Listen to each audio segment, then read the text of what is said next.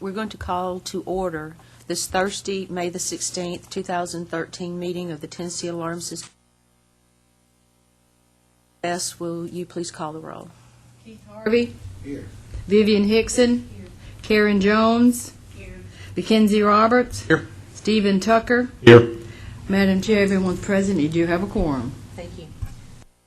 As the board members had an opportunity to review the agenda for today's meeting, and if so, a motion to Make a motion to adopt our agenda as presented. Second. Okay, we have a motion and a second to adopt the agenda for today's meeting as presented. All in favor, voice by saying aye. Aye. All opposed? Motion carries. Has the board had an opportunity to review the board meeting minutes from the February 2013 meeting, and if so, a motion to approve?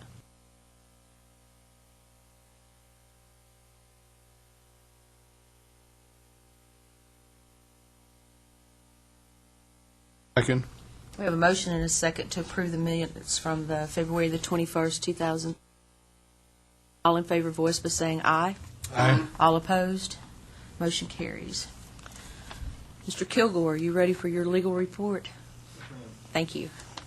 Is it on the iPad, or do you have a handout? It should be on the iPad. Okay.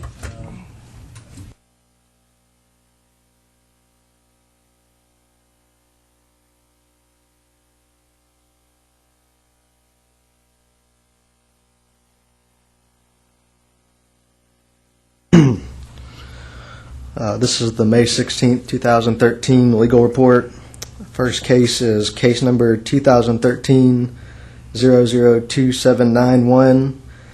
In December 2012, respondent DQA, on behalf of his employer, submitted company's renewal application, which failed to provide requisite information and fees associated with company's 3 registered employees. In response to the complaint, respondent DQA stated that it was a clerical oversight and subsequently submitted an amended renewal application, which included renewal information and fees for 2 of the employees, along with the termination notice for the remaining 1 employee. Furthermore, after reviewing the termination notice, it was determined that the respondent DQA failed to timely submit the termination notice for the 1 employee. He was terminated August 2012, and notice was submitted to the board in February 2013. Respondent DQA failed to properly submit renewal information and fees for the 2 registered employees pursuant to Rule 90-01-.069H. Additionally, respondent DQA failed to submit a termination notice within 30 days of the 1 employee's termination date. My recommendation is to authorize send a letter of warning regarding the proper renewal procedures for registered employees per Rule 90-01.059. I'm sorry, that's the wrong rule, I believe, but I'll correct that. And send a consent order with a civil penalty for $50 for failing to submit a timely termination notice per Rule 90-01.069K.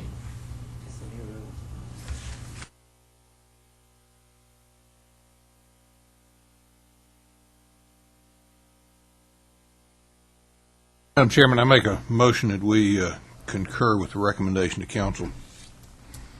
Okay, we have a motion by... With council's recommendation. All in favor, voice by saying aye. Aye. All opposed? Motion carries. Second case, 2013-004071. Complaint was opened when board office learned of respondent possibly employing a convicted felon through contact with his parole officer. Parole officer stated she had obtained a pay stub from employee with the respondent as payor dated 1/19/2013. Respondent provided documentation in response stating that employee had voluntarily terminated while they were gathering documentation to send to the board office for registration of the individual.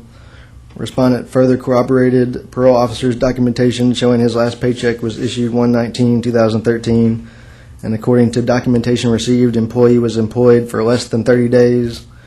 And during a call placed to parole officer by board counsel on 3/20/2013, it indicated that employee was indeed not working for respondent any longer and was a full-time student.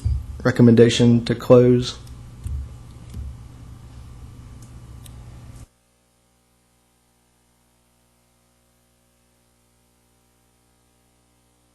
All in favor, voice by saying aye. Aye. All opposed, motion carries.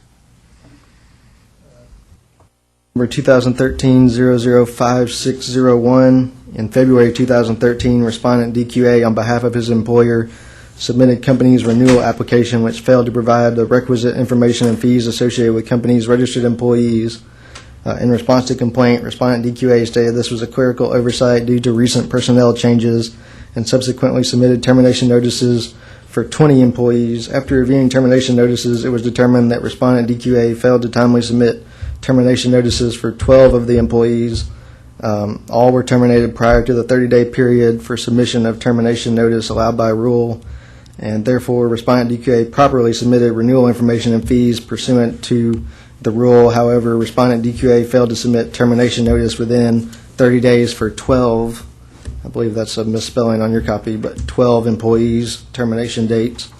Recommendation, authorize formal and send consent order with civil penalty of $600. First offense, 12 employees times 50.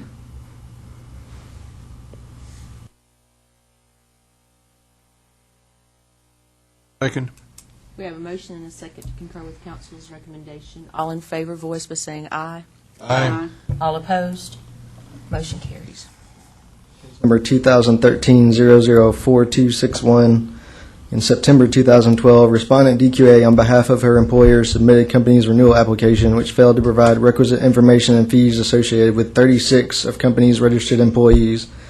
In response to the complaint, respondent DQA stated this was clerical oversight and subsequently submitted termination notices for the 36 employees. After reviewing the termination notices, it was determined that respondent DQA failed to timely submit termination notice for all 36 employees. All were terminated prior to the 30-day period for submission of termination notice allowed by rule. Therefore, respondent DQA properly submitted renewal information and fees pursuant to the rule. However, respondent DQA failed to submit a termination notice within 30 days for the 36 employees. Recommendation, authorize formal and send consent order with a civil penalty of $1,800. First offense, 36 employees times $50 each.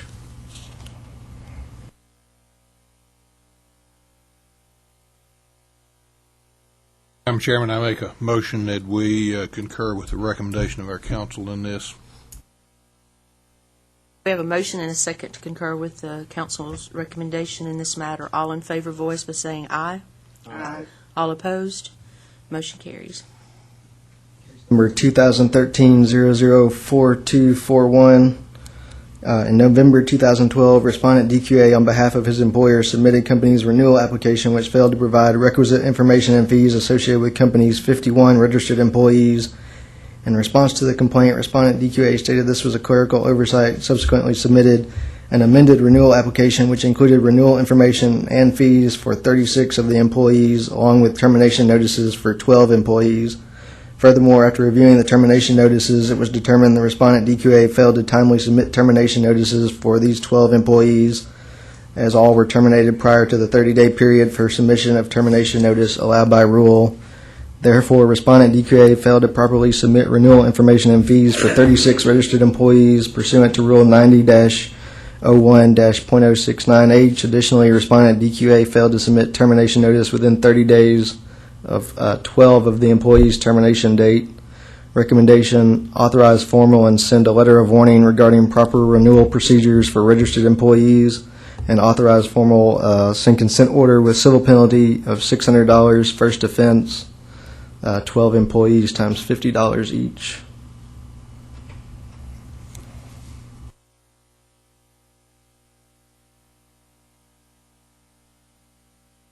Second. We have a motion and a second to concur with council's recommendation. All in favor, voice by saying aye. Aye. All opposed, motion carries. 2013-006291. Complaint alleges respondent advertised security camera installation via its website without proper licensure with the board. Respondent states that it never provided security systems to any commercial business or residence and has removed that portion of their website. The removal of content was verified by board's counsel by accessing the website in question on 4/3/2013.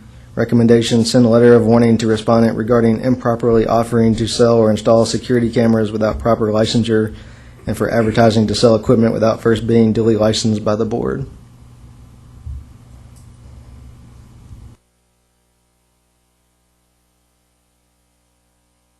Motion and a second to concur with council's recommendation. All in favor, voice by saying aye. Aye.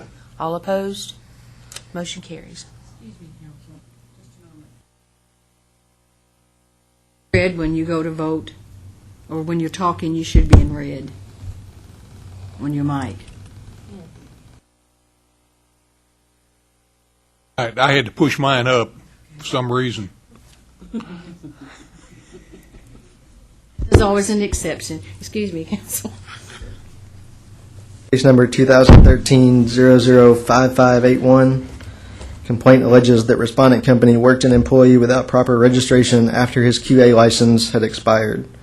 Respondent company hired employee in question on 3/16 of 2011. A notice of transfer received in the board office on or about 4/5/2011 shows that employee was transferred to respondent company under his QA license. The employee's QA license expired on 12/31/2011.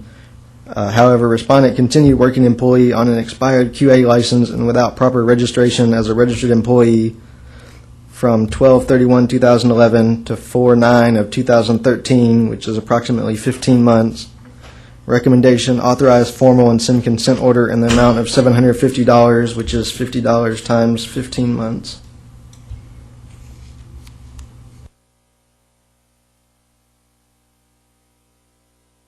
Worked without a QA or a registered employee for 2 years. Yes, ma'am. Originally, he was transferred as a QA, but I believe that he was working as simply a registered employee. But after his QA license expired, the company never renewed him as a registered employee, and he never renewed his QA license during that time. Doesn't have a QA license anymore, and he should have been registered. Should but he have been wasn't. registered. Yes, ma'am. He Okay. should have been registered as a registered employee.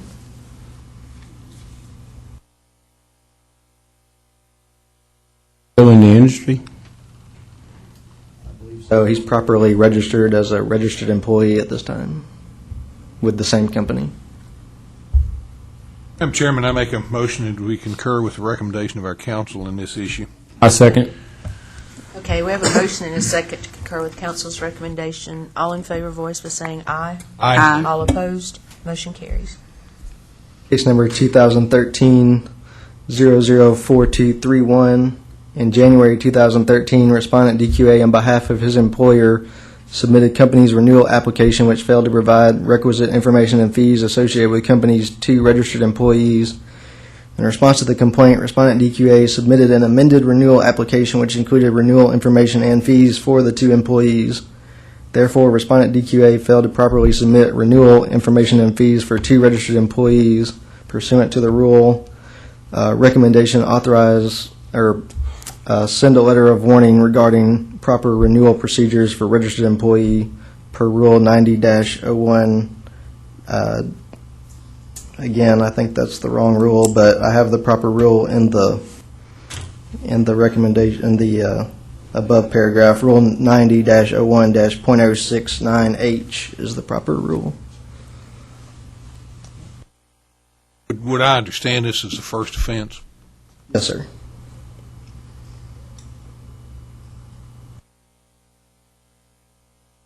Madam Chairman, I make a motion that we concur with the recommendation of our council and send a letter of warning in this issue. I second. Okay, we have a motion and a second to concur with council's recommendation. All in favor, voice by saying aye. Aye. All opposed? Motion carries. 13-006021. Complaint alleges that respondent failed to submit 3 termination notices within 30 days as prescribed by law. All termination notices giving rise to this complaint were received by the board office on 2/7/2013. Respondent admits that the failure to submit termination notices were due to an oversight that was discovered during an internal audit by respondent company. Respondent states that additional controls have been put into place to ensure this does not happen again. No previous complaint history was found against respondent QA in this matter. Recommendation: authorize formal and send consent order with civil penalty of $150, which is 3 employees times $50 each.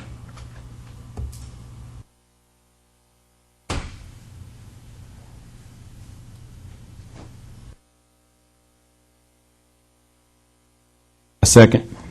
We have a motion and a second to concur with council's recommendation. All in favor, voice by saying aye. Aye. All opposed, motion carries. Number 2013-005551. In February 2013, respondent DQA, on behalf of his employer, submitted company's renewal application, which failed to provide requisite information and fees associated with one of the company's registered employees. In response to the complaint, respondent DQA stated this was a clerical oversight and subsequently submitted amended renewal application, which included renewal information and fees for the one employee. Recommendation: send a letter of warning regarding proper renewal procedures for a registered employee.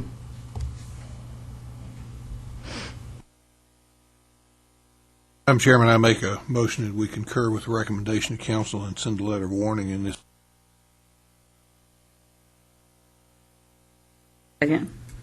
We have a motion and a second to concur with council's recommendation. All in favor, voice by saying aye. Aye. All opposed, motion carries. Case number 2013-005981. Complaint alleges that respondent failed to submit 3 termination notices within the 30 days as prescribed by law. All termination notices giving rise to this complaint were received by the board office on 12/19/2012. Respondent admits that the failure to submit termination notices were due to an oversight on his part. No previous complaint history was found against the respondent QA in this matter. Recommendation: authorize formal and send a consent order with civil penalty of $150, which accounts for 3 employees times $50.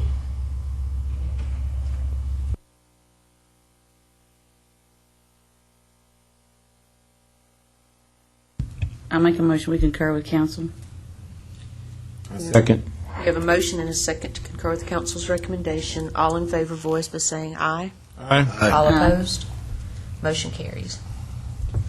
Case number 2013-006251.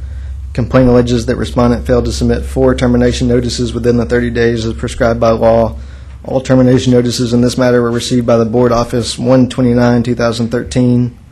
In response, respondent states that all of the employees in question were, quote, part-time, seasonal, or as-needed hires. Respondent states that in January 2013, a determination was made to let them go as they were no longer needed or available.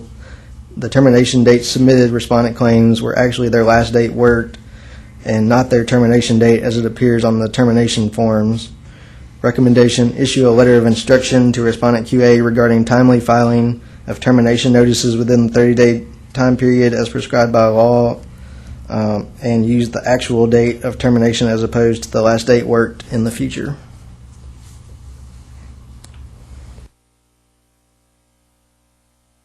I'm not sure I understand this situation thoroughly. If I understand this, the respondent indicated that they were terminated on one date, and their termination date on the termination forms was a different date. Right.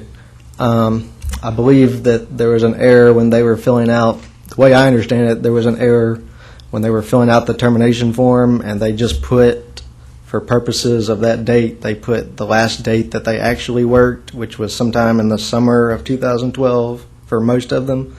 But I believe that the determination to actually let them go and terminate them was made at the beginning of January 2013. And under the rule, if that was the case, giving them the benefit of the doubt, then us receiving that notice on January 29, 2013 was within that 30-day period from their decision to actually let them go. And thus my recommendation for a letter of instruction so that they'll know in the future that they should be more careful on filling out these forms.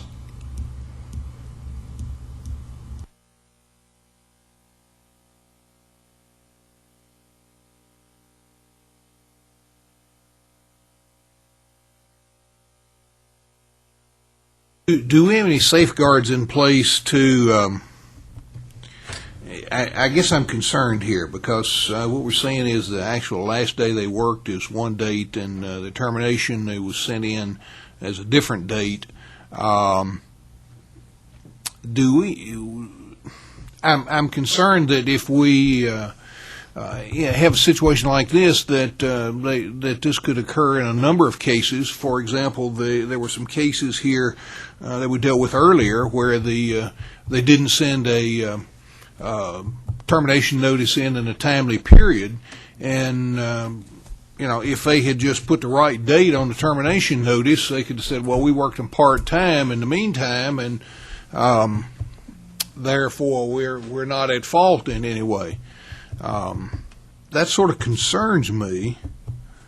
I think the only difference on this one I see is that they were stating that they were part-time, seasonal, and as-needed employees, and they were just, I guess, leaving them on their roster in case they felt they needed them when business picked up, but there was a determination made at the beginning of the year to no longer need them, or the people had moved out of the state or something and they weren't going to be using them anymore. I think it would be different maybe if they were full-time, and that would be a situation where I would assume that the last date worked is in fact their termination date, and that would be a violation, I would think. I was just curious. Right. And I know, for example, our company has a registered employee who also who's really working for us in a part-time status because he has taken an additional job as an instructor at a local college. And so he's working for us on a part-time basis. Should at some point in the future he decide that he wants to go to teaching full-time, then we'd do a termination, and his actual last paycheck from us might be significantly different from the I guess we're doing it right. It just seems kind of strange. Madam Chairman, I make a motion then that we concur with the recommendation of council, issue a letter of instruction here. I'll second. We have a motion and a second to concur with council's recommendation. All in favor, voice by saying aye. Aye. All opposed, motion carries. Case number 2013-002951, and also companion case 52. Complaint alleges that respondent negligently or knowingly failed to properly install alarm systems, security cameras, or other alarm system components while under contract to provide said services. Complaint further alleges respondent billed customer for equipment and/or services never provided. It should also be noted that respondent is currently being sued in civil court in Tennessee, stemming from the same manner in the county where it is situated. Therefore, my recommendation is further discovery is needed to make proper determination in this matter, and due to the pending litigation, I believe a litigation monitoring consent order should be sent to respondent, requiring it to keep the board updated on the status of the civil case. I'm not familiar with the litigation monitoring consent order. Could you explain what that is? Sure. Basically, we would just send it, and it's an agreement that pending the outcome of the civil matter, that respondent will let the board know the outcome of that situation, and it doesn't hinder the board's ability in any way to take any disciplinary action should any be warranted at the end. But I just feel that since it's more of a complex case and it's still pending what could be a very lengthy civil lawsuit, that it would best be to wait and see what the findings are stemming from that matter before the board makes a determination. Spend it over here until the civil action is complete. It would be the respondent's responsibility to us, and if he doesn't, we'll never know. Well, we'll know. I mean, if he signs the litigation monitoring and does not contact us, that would be another ground for discipline. But what if he doesn't sign the litigation monitoring consent order? What action would you bring back before us then? At that time, then I would have to assess what information I've gathered thus far and represent it to the board, and probably make a recommendation different from what I'm making now. Chairman, that all makes sense to me, so I make a motion that we concur with the recommendation of council. I'll second. We have a motion and a second to concur with council's recommendation. All in favor, voice by saying aye. Aye. All opposed, motion carries. 2013-002431. Complaint alleges that respondent employed an individual for 7 months without the benefit of proper registration. Respondent states that it sent in employees' information to the board office in the later part of August 2012. However, there's no evidence of receipt of a check or any other information received from respondent regarding employee in question in the board office. Recommendation, authorize formal and send consent order with civil penalty of $350. 7 months times $50. Josh, I would also assume that he did not have any way to document that he had sent that in as he claimed. His response was they paid for his fingerprinting, which isn't through our office, obviously, and no check or canceled check was produced. So therefore, I assume that it was never sent. I'll make a motion to concur with council. I second. We have a motion and a second to concur with council's recommendation. All in favor, voice by saying aye. Aye. All opposed, motion carries. 2013-006261. Complaint alleges that respondent QA failed to submit termination notices of 2 employees within 30 days as required by law. Termination notices were received in the board office on 12/28/2012 for individuals terminated 7/2012 and 8/2012 respectively. Recommendation, authorize formal and send consent order with civil penalty of $100, 2 employees times $50.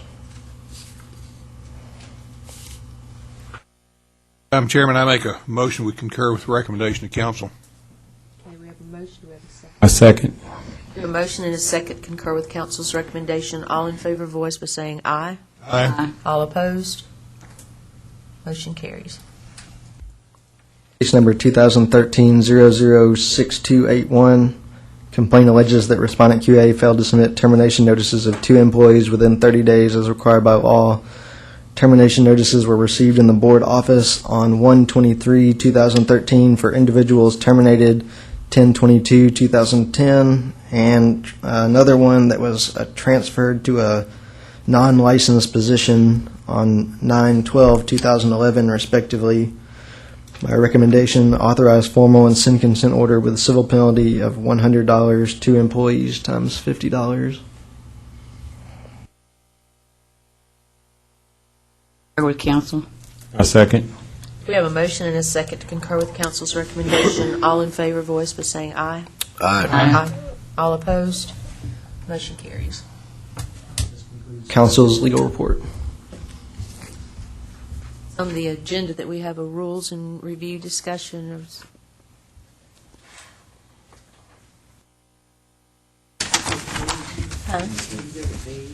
yeah. Are we gonna have that?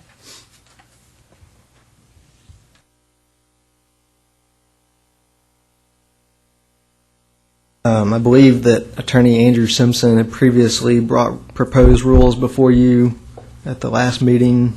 Am I right, Cody? And recommended that we go ahead and file. However, at the last meeting, there was some discussion about clarifying, drafting a rule perhaps to clarify the electrical and HVAC contractor exemption.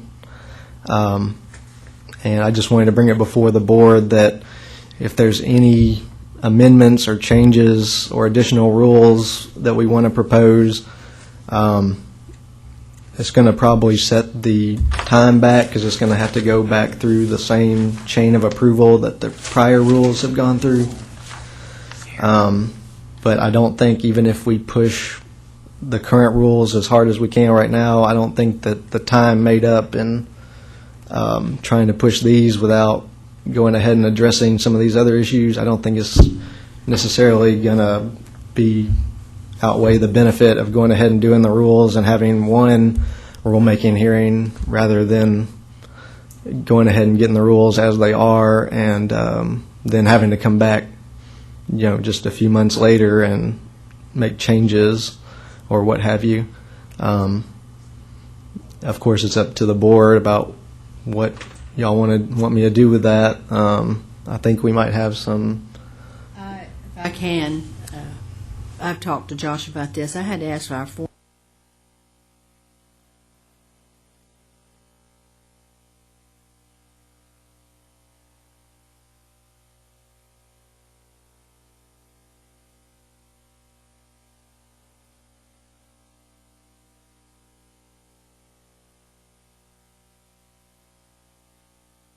There you go. But that's not in this set of rules. If I'm not mistaken, I also discussed with you that this is the only program now that does not have this program online renewals like everyone else. I cannot do that until I get some other things in place. And the new computer it's still on its course to be installed. Another reason we're. But I have talked to Josh about that. I would like to call these rules back. I mean, they're not ready for us to have a rulemaking here, and they don't have everything that we want in them. If I have a rulemaking now, which would be at the end of the year, maybe first of the year, and then to try to have another rulemaking back to that, you're looking at July, August, maybe even in the next year before I can get anything into place. Plus, we had some new legislation that had just passed. We had talked about waiting on the rules for that. Have anything in place for the legislation. But that's entirely up to you. You have your set of rules with you. We've been given those. If you want us to proceed with those, we will. As the executive director, I'm not to do that until we can get an actual good set of rules. I have one rulemaking here and not two or three. That's. Madam Chairman, I think our staff is giving us excellent advice here, and that we would be well advised to pull whatever the procedure is, to pull those rules back and bring them up to what they should be before we submit them and have a rules making hearing. So I agree with staff completely on that. Voted in September to include the employees'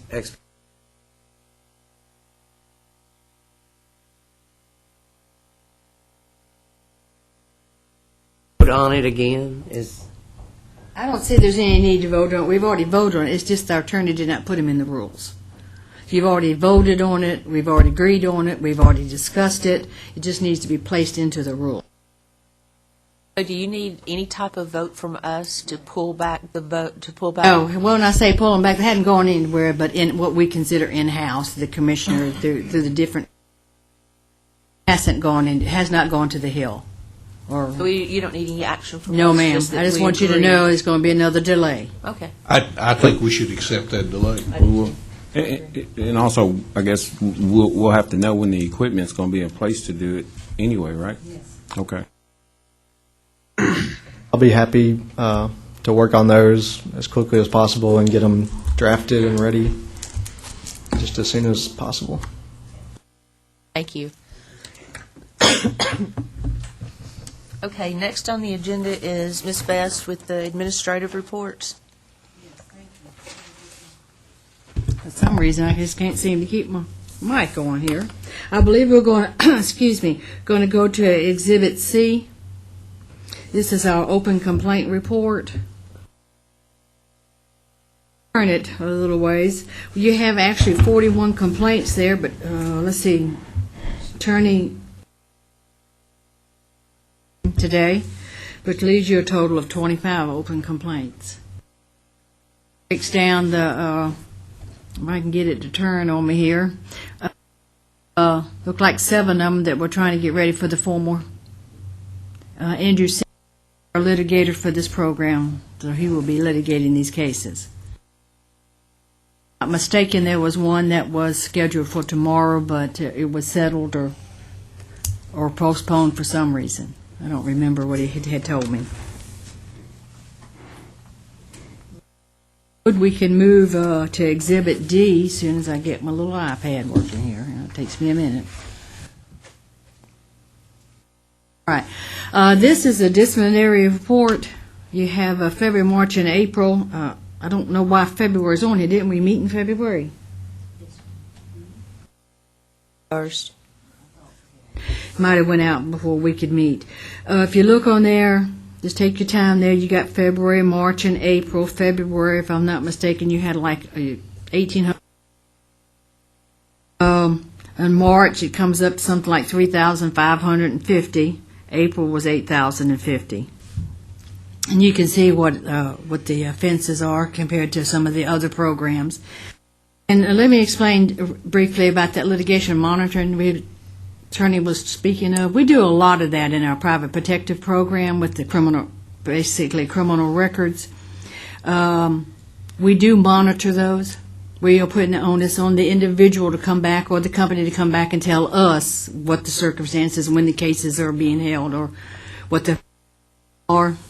But if they do not, we do have in place a monitoring system. So we do have a way to take care of that. I wanted to clarify that a little bit. I think it was a new term. New terminology. for us. It's Yeah. old to us, but new to this program. So Well, he just wants the some company to be of us are a tell little us. ignorant in some of the newer procedures here, so you Well, just no, have to you're not. You're not. overlook our ignorance. No, I'll tell you. Ignorance is curable. Thank you, thank you. Okay, let's go to Exhibit E, which is our monthly reports. Now, I'm not going to spend any time on this. Beth has already, if I'm not mistaken, mails this out to you every month so you can get an idea of it. The only thing, there's two things we're going to bring to your attention. One is, I have not heard whether Steve Tucker has been reappointed. Mr. Tucker told me he had not heard either, so he will serve until he's either reappointed or someone else is appointed. I believe you've already requested to be reappointed. Yes. There you go. Thank you. And the other one is the exams. I was briefly talking to you about it, and Beth said we're going to be discussing that later on, but the, is it PSI? Is it PSI?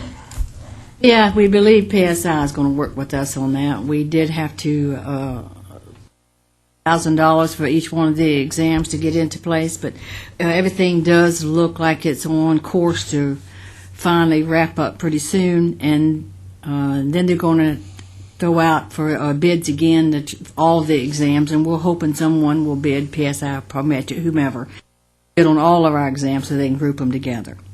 But we'll keep you advised of that. But please be aware now, we still do not have an exam for your qualifying agents. By all of the exams, you mean all of the All programs? our programs, yes, not just yours, but I'm talking about locksmith, private protection, private protective services, private investigation commission, all of our programs. Still going to be proxy. It's not ever going to go to online, is it? We're going to have to do whatever is going to be needed to get to the exams. Okay. We'll bring all that back to you. Right now, it looks like if the company PSI takes the exams, they have the facility. They do have a way to proctor it, yes. But you need to give consideration to the online. We'll be talking more about that later. Will the consolidation of, or the desire for all of the programs to be under the same testing agency, is that going to be a mandatory requirement, or? Oh, the bids will go out whenever it does go out. The bids will go out, and then anybody can bid on any part that they want to bid on. But to make it more profitable, the more people we have that take the exam, more profitable it is for them. Go to the next exhibit. It's going to be F. Oh, this is our new bills. And I thought I had brought that with me, but. You have it, so I can read it? I got it. What it is, it's Public Chapter 142, Senate Bill 781, Tennessee Code annotated 6232-13C1 is amended by deleting the language electrical engineering and submitting instead the language electrical engineering, industrial technology, computer engineering, or industrial engineering. And it has been signed into law. My question here is, do we need any rules for this? My opinion would be that we absolutely do. And I think I sent you an email reply to that. I have deep concerns that industrial technology is not well defined and could be almost anything. Industrial engineering falls in basically the same category. Can mean anything from a management position in a manufacturing plant to it's very, very, very broad. I think we definitely need some sort of rules to establish criteria for these. I'm not terribly in favor of the industrial technology. Now, of course, the board realizes that there were other paths established to be a QA as well. This just sets the educational requirements. But having a degree in some sort of machine technology really is totally inapplicable to our alarm industry. And so I think it's very important that we establish rules to narrow that down to something that would be reasonable. But they would have to have experience as well, 5 years, right? Yeah, but with the degree, the experience requirements are noticeably reduced. Yeah, I definitely think this needs to be a rules issue so that we can set some reasonable requirements within the parameters established by the statute. All right, thank you, Commissioner. What we'll do, we'll talk with our attorney, and this set of rules that we're going to be working on, that's something we can put into that. But we will probably be getting back with each minute to get your opinion on this. But I'll turn that over to. Go to the next one. There's no question about that. That has been signed into law. Both of these have. Next exhibit is going to be G. That is Public Chapter 191, Senate Bill 436. If I'm reading that correctly. How I see it. Okay, it's Tennessee Code annotated 6232-321E is amended by deleting the language $25 and substituting the language $50. Behind this, you will see I believe a rule that's already in place for that. But what that simply means, I believe, is that the municipalities, whoever, can charge $50 instead of $25 for a false alarm. Has to.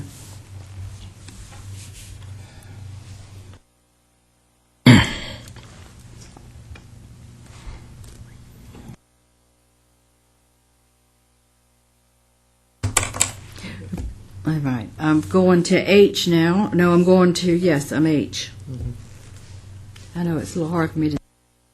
This is some correspondence we got in from Mike Cook from ADT Taco. Am I on H? Yeah. I'll give you a couple of minutes to look through this. Briefly, I believe what it is that this company wants to start sending their equipment with the passcodes to a UPS holding station for their technicians to. I don't know how we can tell a company, or you may be able, how we can tell a company how they're going to do their business or how they're going to get their equipment, but he is asking to make sure, since the equipment will be shipped by UPS, I take it, to a UPS holding store, that the next technician will go in and pick it up. That. I'm hung just a second. My tag got hung. Does that mean that he doesn't have a licensed storefront in that city, and there's no one there for UPS to drop it off to? Yes, it's going to be it's a holding location where you go. I mean the alarm contractor. The alarm contractor is supposed to have a store. It doesn't even address that, whether he has a location in that city or not. His technician is going to go to the facility and pick up the equipment. That'd be the only reason he'd need to go pick it up, is because he didn't have a storefront. If you would, just take a few minutes and read his correspondence here, and they did submit an executive summary as part of it, which says the purpose is changed to limit the distance traveled by install technicians to pick up parts and job packets for their jobs. Each technician will be assigned an HAL, which is a hold-at location, which will serve as the default location for delivery of parts and job packets. In some cases, it will be more efficient for a technician to receive shipments at their home, or their HAL will be their home address. They want to go and pick those up.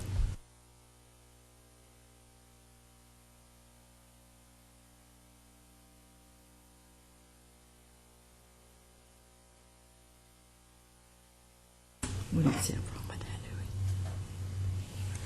we?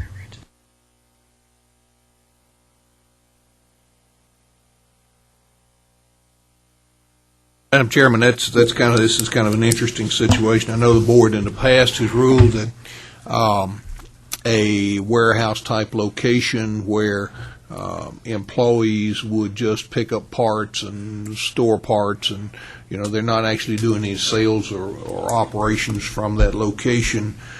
We decided that particular location did not have to be a branch office requiring a QA, designated QA at that point. This is sort of an expansion of that. And I guess he's, in questioning this, he's just trying to make sure that what he's doing is proper and appropriate. And in light with what we've decided in the past, this isn't really a business location that they're working out of. They're just going to pick up parts. It's like UPS could deliver the parts to their home. Their home doesn't therefore become an office requiring a QA. So I think we would be reasonably clear in that.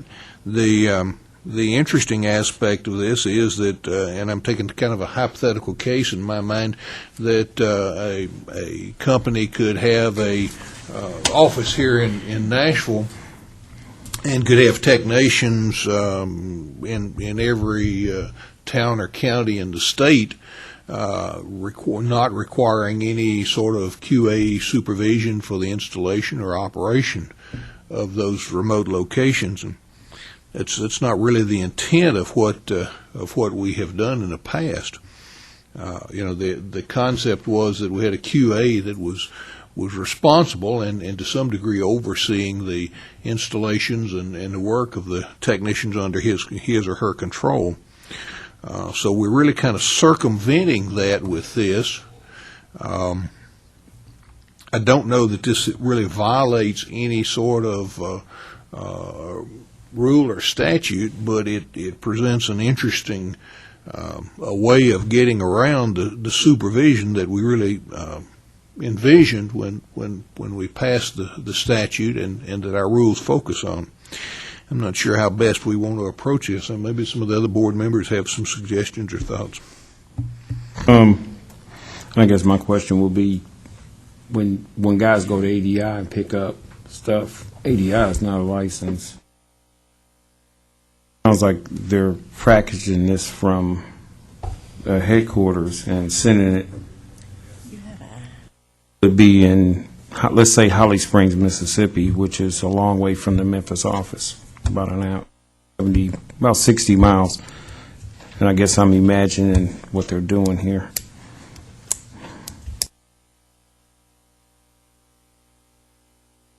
In my mind, it just sounds like he's trying to get around of having a branch office in different cities, and I better ask for permission before I get caught. Well, what would be wrong with the licensed technician? Yes, and picking up a box. Not a thing that I would see. Again, I recall what we have done in the past, and not required a QA at a warehouse facility, and I don't remember the particular circumstances. Somewhere in East Tennessee, as I recall, there was one of the companies that had a warehouse facility that they did not do any sales or really operations out of, and the technicians would go there and pick up their parts and so forth, and we did not require them to have a QA. And this is even lower requirement for a QA. And actually, I think we should commend whoever submitted this, that he's trying to confirm that he's not violating any of the rules or law, and that's commendable. I mean, he's trying to make sure he's doing it right. I don't see anything here that violates the statute or the rules as they're written. It's not in accordance with perhaps the spirit of what we envision, but still, just because he's not within the spirit doesn't mean that it's a violation of any sort. basic, and for instance, he cited a case where pieces, parts, equipment, instructions, whatever required for a job might be sent to a technician's home. I don't see any violation with that. If it's going to a FedEx Whole facility, that's to me equivalent to sending it to any public location. I don't see any particular violation here. I don't see anything that's in opposition to our rules or the statute. Okay, so it is the board's contingent that we can tell Mr. Fine, whatever he's requested on this for pickup at the UPS stores is of no value. Right. I don't see a problem with that. And I don't see, again, I'm kind of like you, I don't see a problem with it. With this, they might not even be required to have a location in the state. The home office could be in San Diego, and they could be shipping parts in here, and with that, and they have a QA in San Diego, but there's no practical supervision for installations or the quality of the work or the basic technician operations. I'm disappointed in that, but again, I don't see anything here that's a violation with rules. I don't think, do we need to take a vote on that? I don't think so. Well, okay, we'll instruct Beth if it would send them back a letter and saying that we don't see a violation here for the board. All right, we'll move on to I. If you would, the Exhibit I. It's from Alarm Center. And I'll need to read some of this. I mean, you have yours there, but I want to make sure I get it into the record. This is from Elizabeth Blair, who's Director of Legal and Dealer Relations. My alarm company is the Delaware Limited Liability Company, which has its offices in Pennsylvania. I'm writing a request of determination by the Tennessee Contractors Board of the need for MAC to obtain a Tennessee Alarm Systems Contractor's License. MAC does not believe that the laws of Tennessee require it to be licensed, but its primary concern is that it's in compliance with all the laws of every state that they operate in. Similar to many companies, MAC purchases security alarm customer contracts from dealers throughout the company. Unlike other companies, MAC does not install, service, or monitor any alarm systems in your jurisdiction. As the owner of the contracts it has purchased, MAC bills customers for monthly service charges and deals with customers' calls, mostly regarding billing questions. MAC may also kindly provide customers with sales, upgrades, and quotes over the phone, but all upgrade installation, service, and monitoring work is done through properly licensed local dealers, subcontractors, or central stations. In fact, most of the service calls from customers are made directly to the local dealer. The remaining service calls are received by MAC, then relayed to local dealers. It is MAC's view that by operating through properly licensed dealers and central stations as described above, it does not engage in installation, servicing, or monitoring of any alarm systems. However, since it does own the contracts with customers and bills and collects monthly fees and does offer upgrades over the telephone, out of abundance of caution, it is seeking your confirmation of its point of view.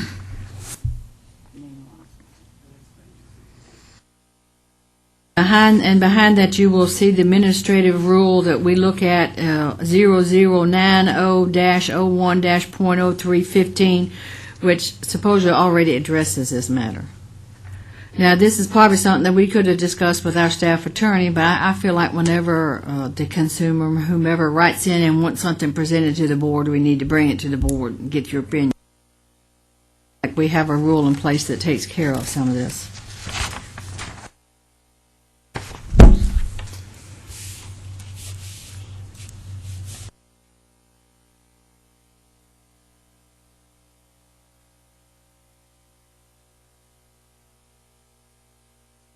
Madam Chairman, it would be my opinion that this company, My Alarm Company, MAC, owning service contracts from dealers and billing for those does not require licensing. Fielding fielding calls, as far as billing is concerned, does not. However, when they are offering upgrades and such through their telephone service, I believe that falls into the category that would require licensing. We may want to clarify that with this company. This company might choose to not. They indicate that a lot of their service calls and such are routed directly to a local dealer. If it did not involve, I think if they did not involve the offering of upgrades and presumably quoting prices, which to me is sales, then just the billing, owning of the contracts would not require licensing. But I believe as they've outlined it here, I believe it would require a license. That would be my opinion. I'm of the same opinion. I mean, if they're going to relay service calls, that's a verb. So they're doing action. And if they're going to upgrade systems, they've got to subcontract. You want to vote on this? So let me see if I get this right. So I'm going to go back and tell them you can do a piece of it, but you can't. Yes, that would Pick be out correct. those parts that If they are only doing if they are owning the contracts, that does not require licensing. If they are billing for the contracts and services, that does not require licensing. However, when they're taking service calls and quoting prices for upgrades, that constitutes, in my opinion, sales and would require licensing. Now, they might choose to alter their procedures in some fashion that would mean that they would not require to be licensed. But as they've outlined it here, I would believe that they would require a license. Is that a consensus for the board? Okay. Yeah, let's take a motion on this, because I'm going to have to write them a letter. All right, Madam Chairman, I make a motion that we reply to this letter we've received from My Alarm Company explaining to them that the procedures that they have outlined, which includes sales and upgrades quoted over the telephone, would require licensing under the Tennessee statutes and rules. We might go one step further just to clarify this company, which is obviously trying to do, or appears to be trying to do things right, to clarify that particular portion of their letter is what requires licensing, that their owning of contracts and their billing for the contracts on a regular basis and their answering of billing questions only would not require licensing. We have a motion now. Second. We have a motion and a second to say that the billing and other parts are covered, that they don't need to be licensed, but the service and the selling and upgrading of equipment does require licensing. Is that correct? All in favor, voice by saying aye. Aye. All opposed? Motion carries. Thank you. We'll correspond back with them on this. If you would, you can go to Exhibit J, please. And behind J is a rule, what we already have in place, but I will read this. From Johnny York, who's with Safe Streets Incorporated. This facility to be used for training of sales staff and technicians. There will be no active phone lines, permanent personnel, or availability to collect mail at this facility. It will have signage as required by the local fire marshal, which will display Safe Streets USA. So there will be a sign outside. No direct contact with the public will be permitted. No advertising, business forms, business cards, or any other forms of communication with the public will show this location as an operating branch. This was sent to Best Bell. What it is, they have like a strip mall, and they have a store in there, a location in there that didn't have. And the local fire marshal's office or whomever has told them that they cannot do that. You must have a sign telling us what's there. So they've decided to put it on there as a training facility. So if you turn that over, move over, you will see the administrative rule 0090-01-.02 in your definitions of the branch office. A, warehouse facilities which are utilized solely for storage purpose, and B, locations not accessible to the general public, which has no signage. I'll give you a few minutes to read that. That B doesn't, to me, as I fall into place because they are there where the public could come in.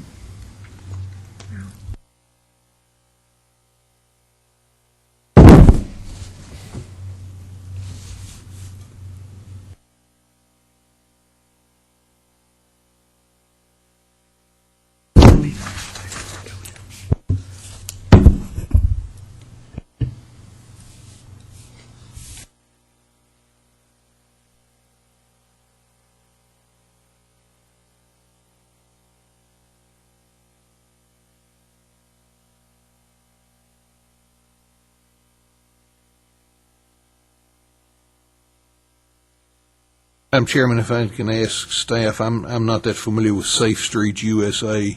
Would I be correct in assuming they're a standard licensed registered alarm company?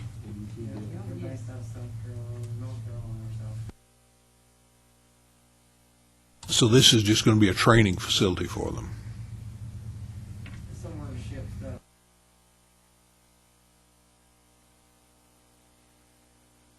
Spoke to him about it. The only problem that I had with it is because the fire marshal made him put the sign up, and you're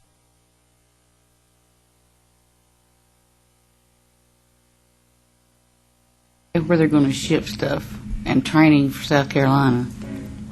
they have a lot of technicians in Tennessee Oh, and salespeople.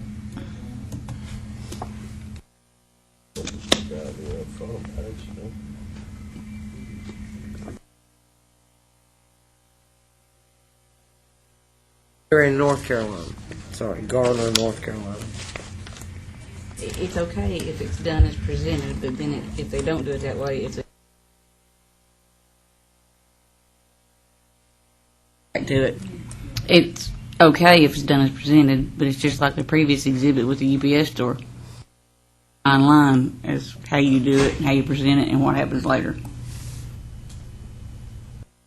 Well, if we get any complaints on it, we can deal Yeah. with it then. If that, And he seems to be pretty clear when he states that no direct contact with the public will be permitted, no advertisements, business forms, so forth. He's running a school there, and the fire marshal requires him to put up a sign that says this is a Safe Streets School. Then, I don't think that really falls within our requirements for licensing. That's one of these really gray areas, to be honest about it. But I think we put that rule back there for you to look at, because you do have a rule already in place, and we want to make a violation of that. I think the thing is he's opening a sales and technical training center. So does that mean? I would imagine that he is. But if it's strictly a training facility and not an alarm branch office, as we would normally think of it, where they're not doing any sales out of it, and just required to put up a sign by the fire marshal, then I don't think that really requires licensing as I would see it at this point.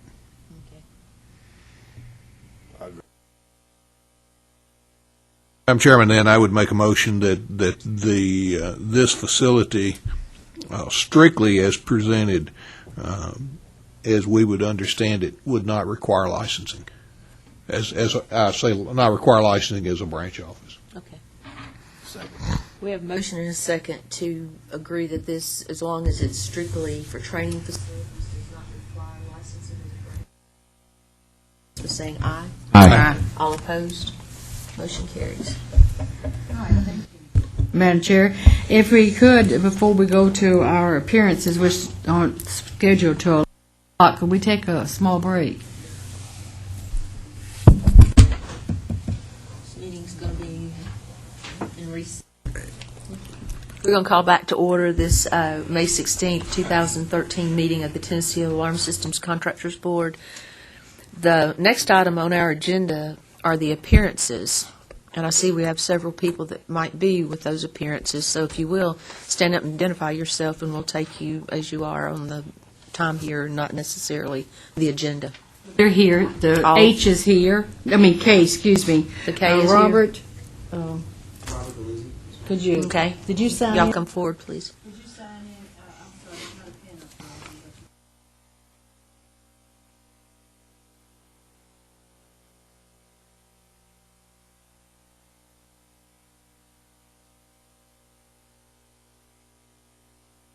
If you look, he is on your Exhibit K. He's appealing the denial of his application. He was not on board. Signed by the board in February. Where is it? I don't have that. K. You got K? I don't have.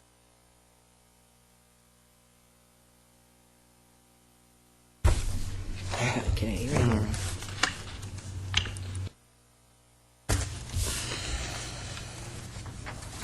Sir, if you just give them a few minutes, this is new to them. Just have a seat right back there if you would. Now that you've seen. First time they've had an opportunity to see the material. And do you have any other anything else that I might need to copy or they may need to see?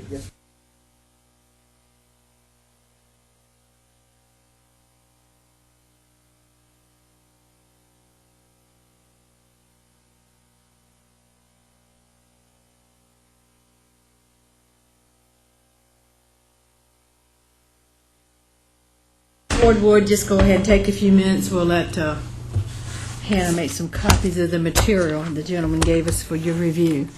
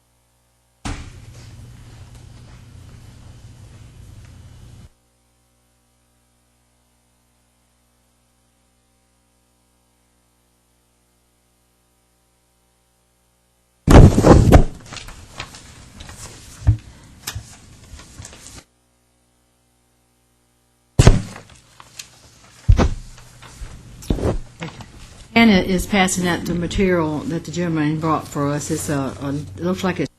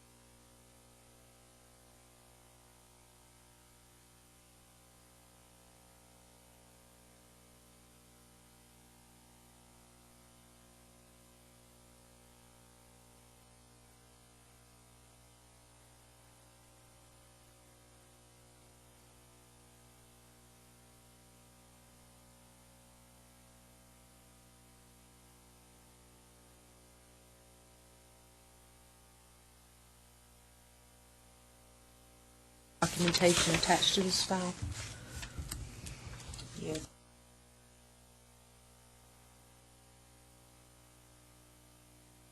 Have any questions for this gentleman?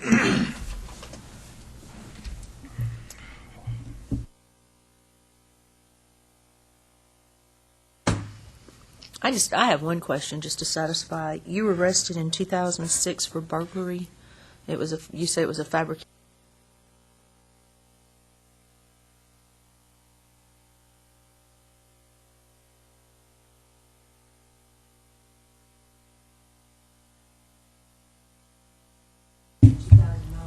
Thank you so much. Intoxicated downtown, kicking in doors. 2010.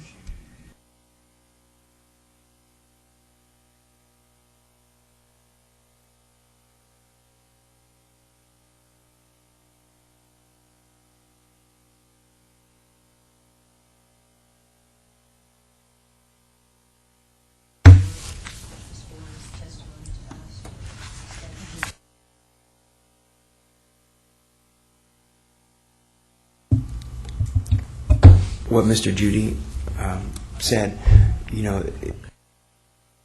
made in 2010 were alcohol related, and it's something that it was at the time was not a tremendous presence in my life. It was more of a frolicking, occasional thing. But due largely in part to my involvement in the community more with church and with children's athletics and with my own boxing, it's not something that's a part of my life at all anymore. So you're not drinking or using any type of drugs or anything then? That's correct. And for how long has that been? Since 2010. Do you have any questions?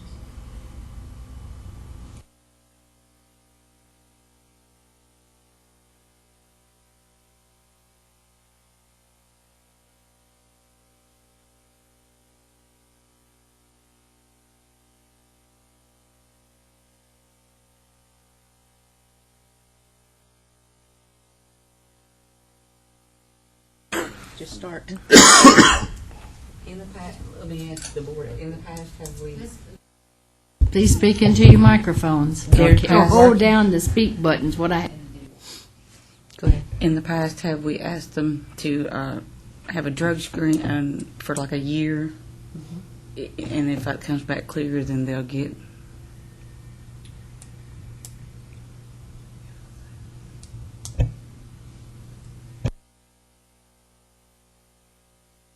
I guess I was going to ask, 'cause did you attend any AA class to stop drinking? And you said you haven't been drinking since, 2010? Yes, ma'am, that is what it was. No, I did not. I was on probation. I satisfied a drug screen and probation through the court. I didn't find it necessary to attend classes or meetings the incidents that occurred were enough for me without needing additional counseling and support network to realize that this was not a path I wanted to be traveling down, and that it would continue to complicate my future.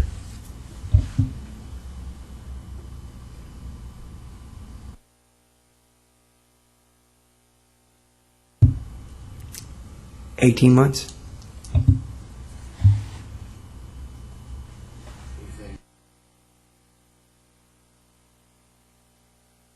He's been an exemplary employee. I mean, we haven't had any issues whatsoever. A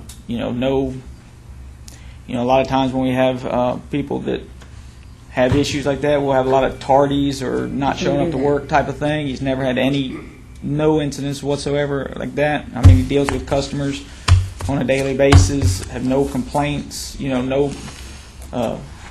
just been, it's just been exemplary. That's the only word that you can really describe it. I mean, it's been perfect.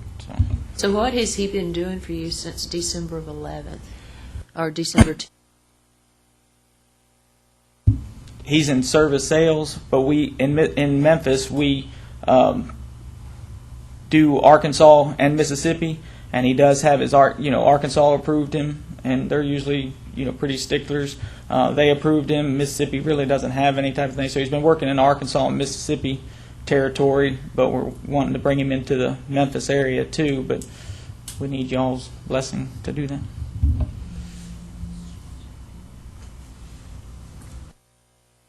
Madam Chairman, I'd offer a motion that we grant this application for registered employee. A second. We have a motion and a second to approve Mr. Galuzzi's application for registered employee. All in favor, voice by saying aye. Aye. All opposed? Congratulations. And one other matter, the board has noted that on the correspondence from state security, there is no license number on the documentation. Yes, that you'll Cover letter. be hearing from us with a complaint on that. You have to have your license You number have to- on all yes. of your Correspondence. correspondence. So No problem. we'll, Happen again. we'll go help you. Okay. Thank you. Thank you so Congratulations. much. Y'all have a great day. Don't disappoint us, okay?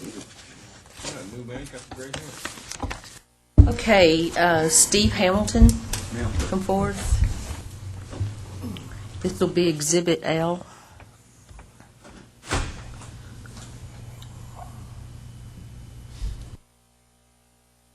Mr. Hamilton, if you two don't mind, just have a seat, give them a few minutes to look. Sign in also. Did you see if they signed in? Okay.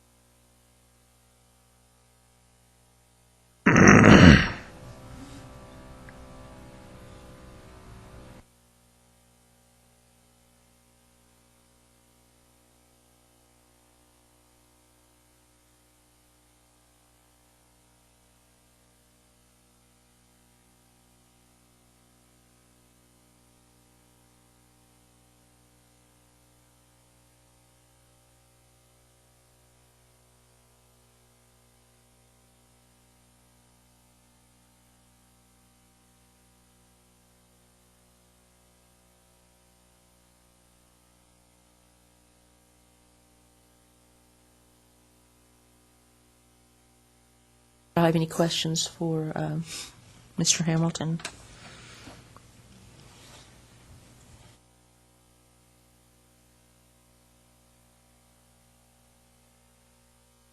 How long have you been working for Action Security Systems?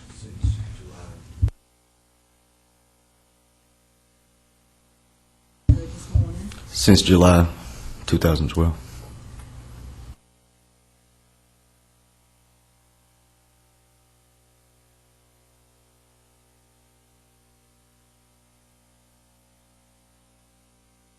What are you doing with them at this time? Been doing security work, laboring mostly. Like installs or? Wire pulling.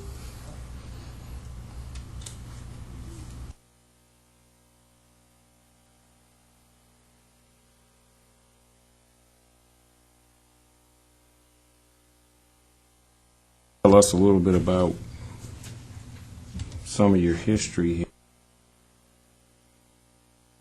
Well, looking at my history, you can see I've made some mistakes. Drinking and driving. Basically, that's a piece of my past. I've moved on very far from that. I've served my time. Basically, just want to move on with my life. Trouble since 2011. No, sir.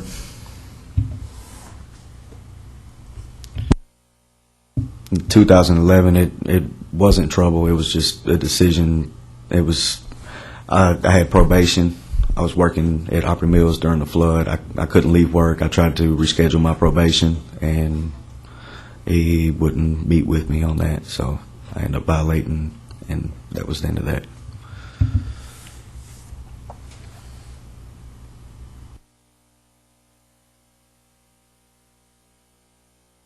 Brought somebody with you. Is got some kind words to add? Yes, Steve, when he first came to work for us, he was not the most pleasing employee we had. When my operations manager had hired him. And when I say that, I wasn't overly overwhelmed with the way he dressed and talked. But over the years, I mean, not over the years, but over the months, he started maturing, and you could tell it's because he's changed environments. Once he's gotten around the employees that we have now, he's matured. He's so well-mannered. He's the only employee that I have received 2 handwritten compliments on for his manners and his cleanliness on job sites. So I'm very pleased with him, and he's continuing to grow. And actually, he does a little more than just pull wires. We had landed contracts on installing fire alarm systems in some apartment complexes, several of them. So we were overwhelmed with work. Steve came on board at that time, and he really adapted to our industry very well, and he's continuing to grow, and I'm very pleased with him. I truly am. I think it'd be a travesty if we didn't allow this young man the opportunity to continue to grow, because I think he's put his past behind him. I really do.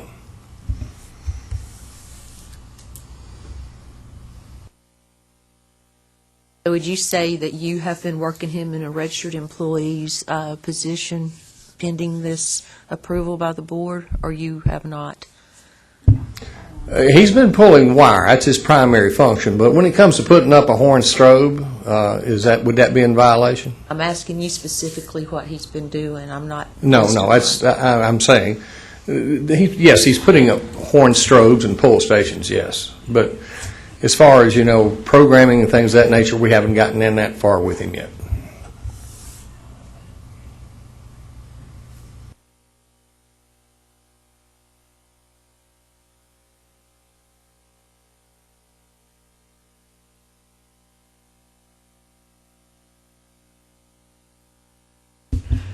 Madam Chair, let me clarify that just a little bit. The original application was denied. He has resubmitted another application. He has the right to work until you deny that new application. 1/16/2013, correct? Yes, sir. Okay. But he has continued to work, correct?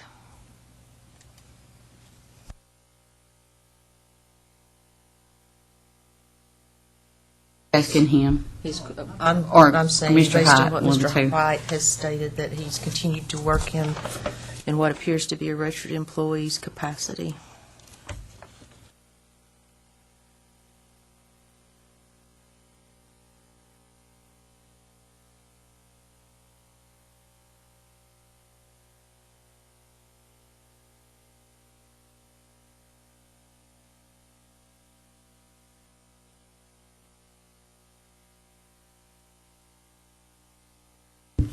Okay, what we're saying is that his first application was denied on January the 7th of this year, 13. The additional application was received in February, on February the 8th. Working since February of 8, he's working off of a copy of an application. Well, I mean, we noticed that in some of the paperwork here, his original application was back in sometime in 11, I believe. That original date looks like 8/6/2011. Well, the first application was received August the 20th of 2012. It was not denied until January of 2013. Yeah, I've got a copy of the application. It should have been 8/6/12. That's just, typo. So he made an application, it was rejected in January of this year. He reapplied, and that's the application we have before us then. And he has been working based on the reapplication, and which would not be a violation of our statute. I think that was the issue that we were thrashing around here a moment ago. I think really the basic issue is whether or not we want to or feel appropriate to grant Mr. Hamilton's application. That's correct. We have a motion. I would be first to say that I know when we looked at this originally, I was not. Sorry, being the charges that we have. I know Mr. Hite's been in the industry a long time and knows how important these laws are. And if he's willing to stand here today up for this guy, kind of leans me towards giving him a chance.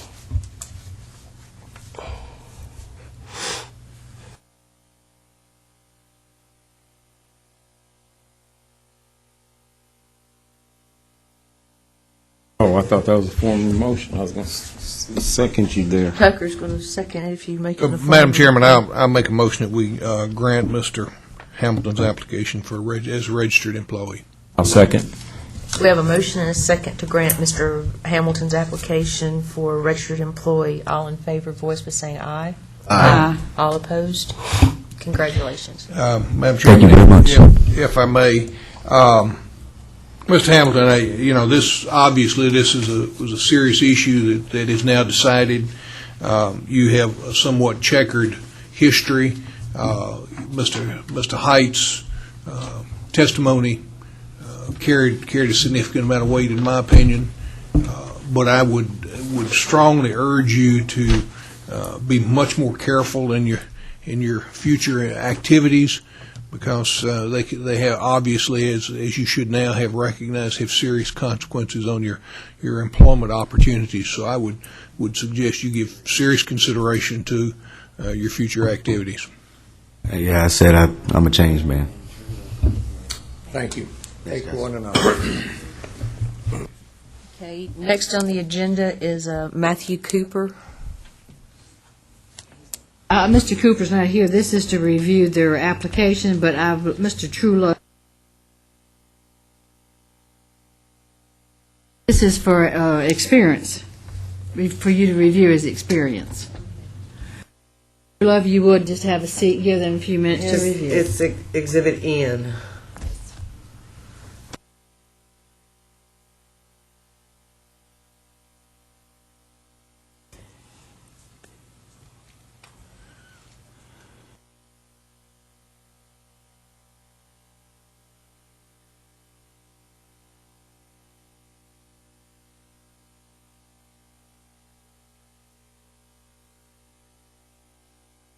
Okay.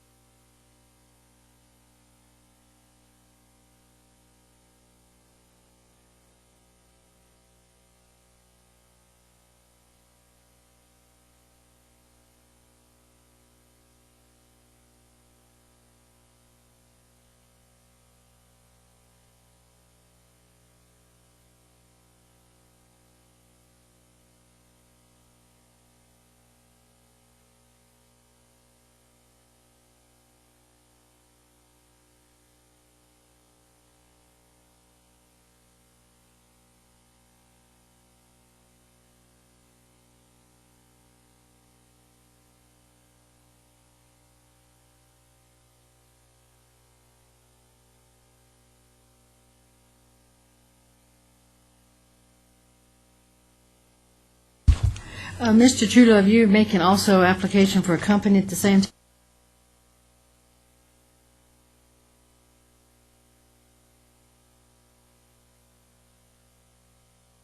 Okay, so who's going to be the qualified agent? I will be. That's why you're here to.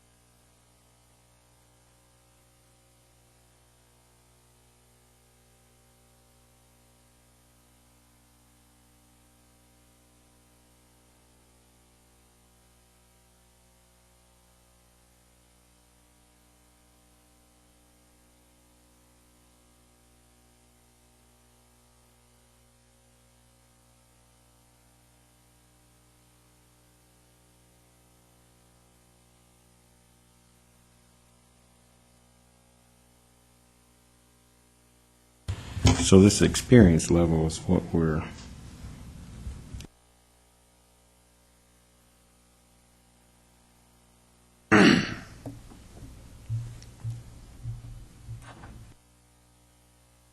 Mr. Truelove, if I may ask you a question, the experience here appears to include an entity called RANDA.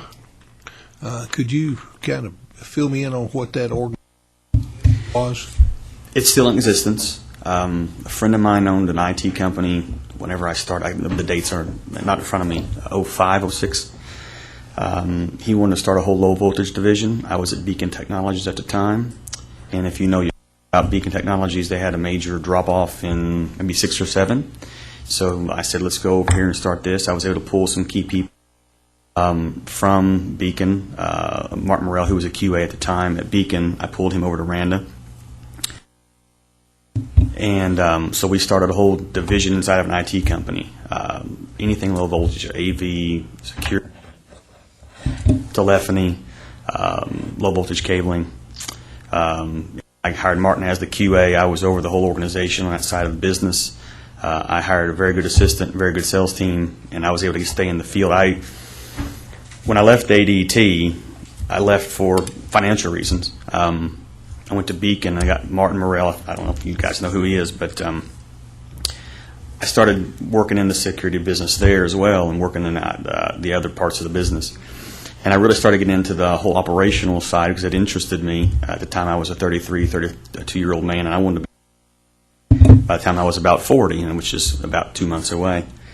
And so I started learning the programming and the installation side of it all because at ADT, they very much compartmentalize those things.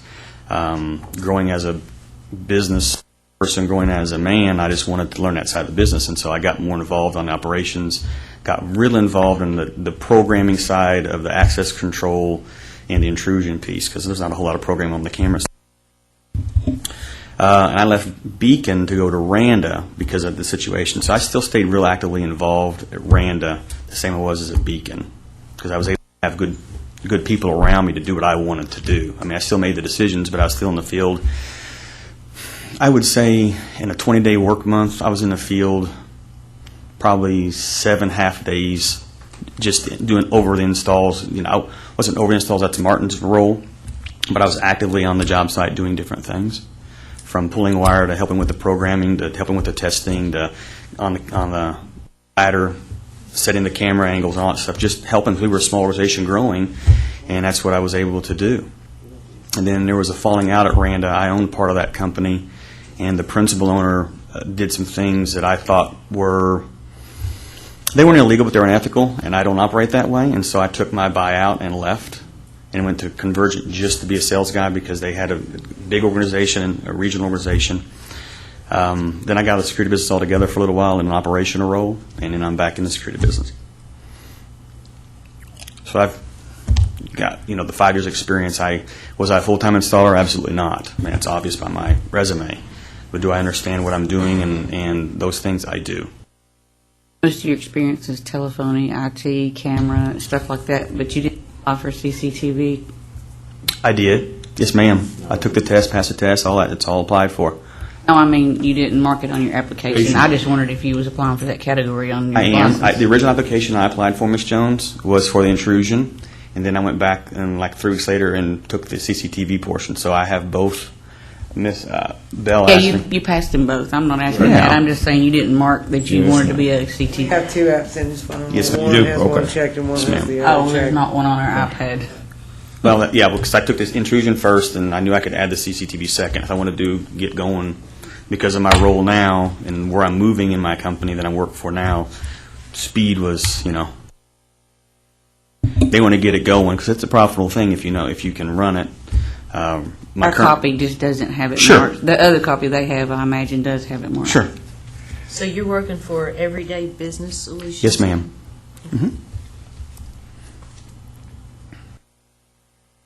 And that role's changing. If I'm approved, I'll move from a sales director, ops director, kind of what I am now, into a full-time QA, and I'll handle vendor relations, and I'll get out of the personnel on the sales side and handle personnel on the ops side, which is really where I want to be anyway, because Sales is hard.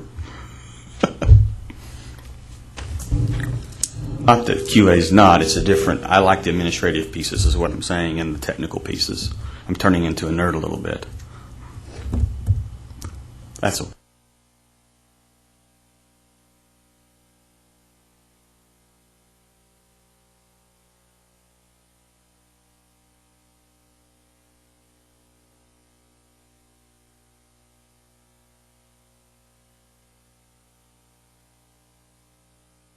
qualifying agent application.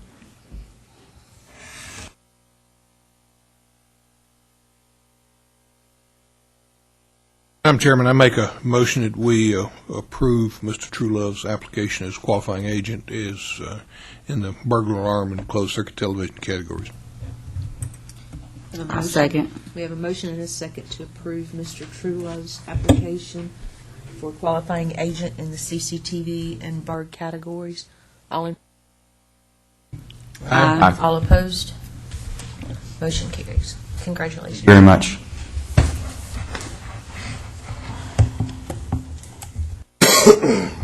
You said Mr. Cooper is not appearing. We're just going to review. I mean, he's not appearing, but we've got the documentation on the iPad.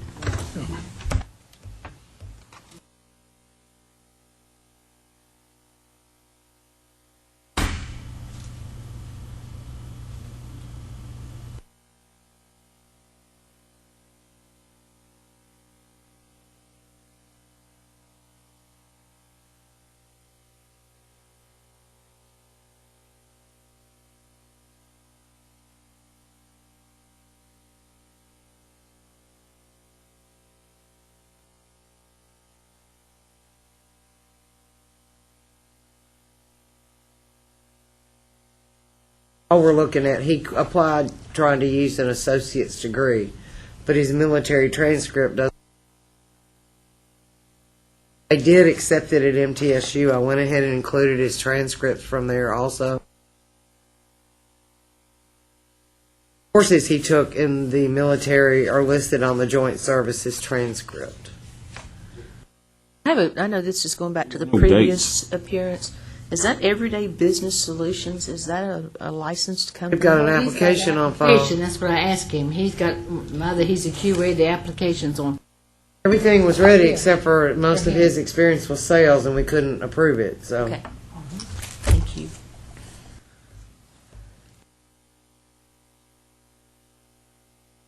Cooper has also already passed all the exams. The only thing he hasn't submitted is the nationally recognized training because of the associate's degree.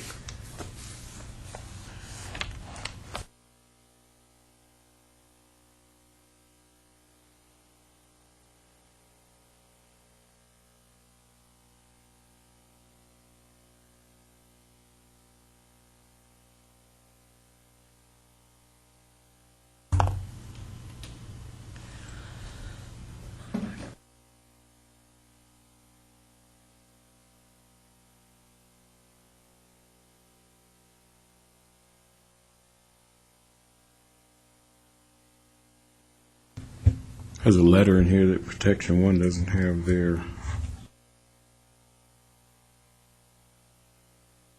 their license number on.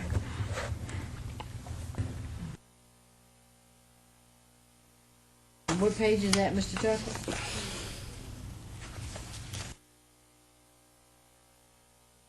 Comes right after the transcripts. Do this both at one time. Then it'll tell me. Down here, Okay. see. 15.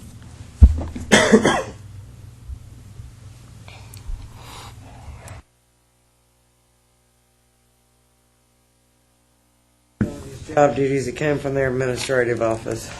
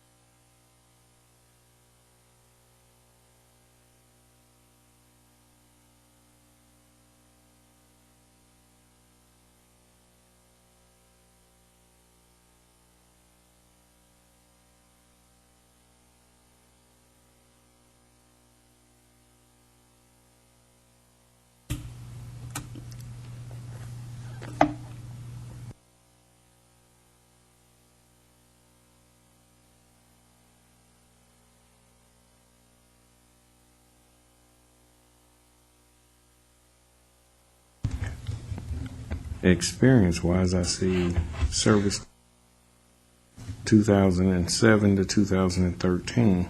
He's got all the experience. He just, I couldn't identify if that was an actual associate. Plus, he's got his MTSU transcripts.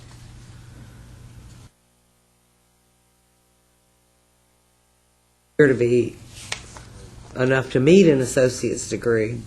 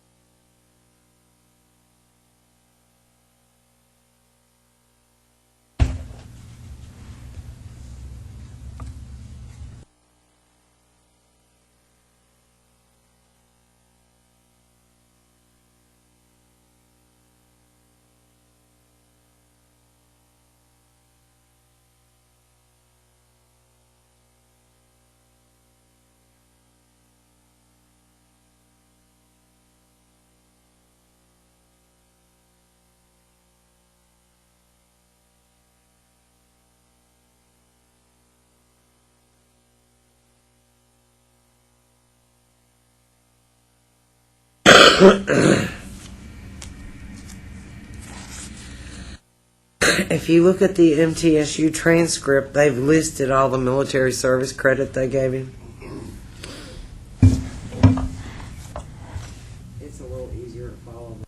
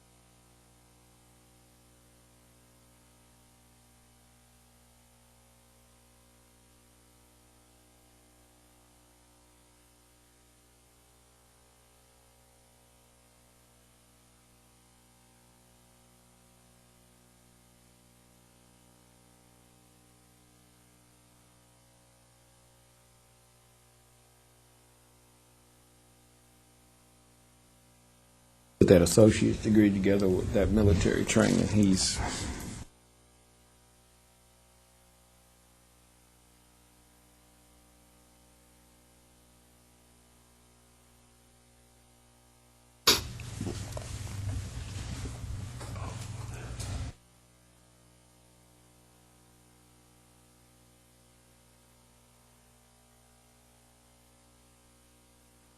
Roberts, especially when you look at how they broke down the military training.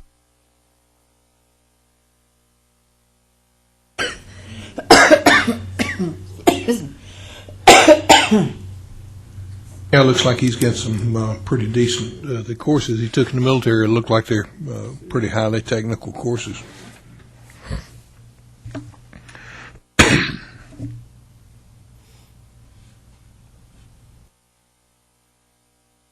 Basically, Mr. Cooper is applying with as an associate's degree plus the experience. Right.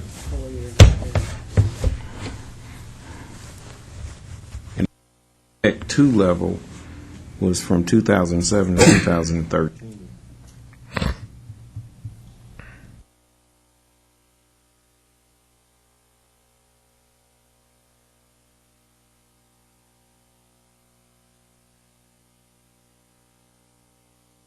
hold an associate's degree in engineering technology from an accredited 2-year technical college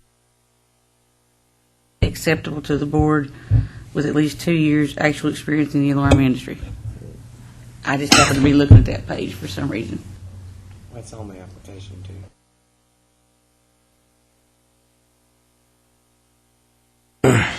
I'm of the opinion that he meets those requirements. A second. I make a motion to accept this Mr. Cooper qualifying agent license for Bird CCTV. Question I will have for you guys is on the fire. I don't see any history of working on it at all, but that may be what they call Tech 2.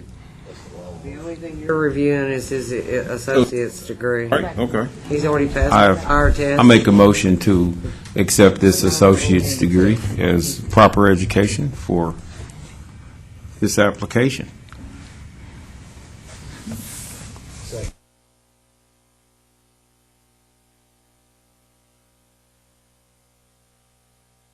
I have a motion and a second to approve Mr. Cooper's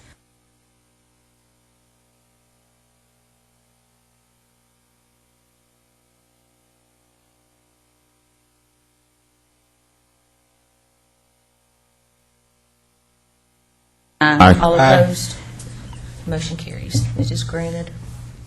All right, we're going to move down now, that's all of those, to the alarm employee application.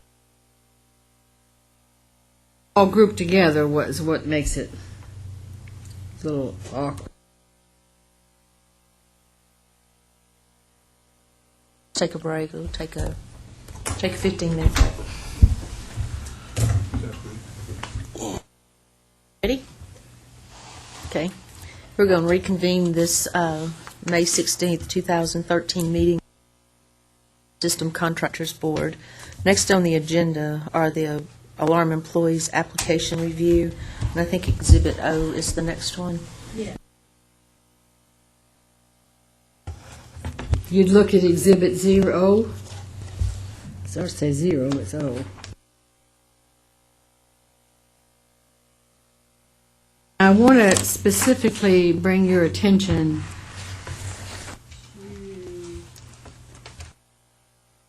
the last page from the company.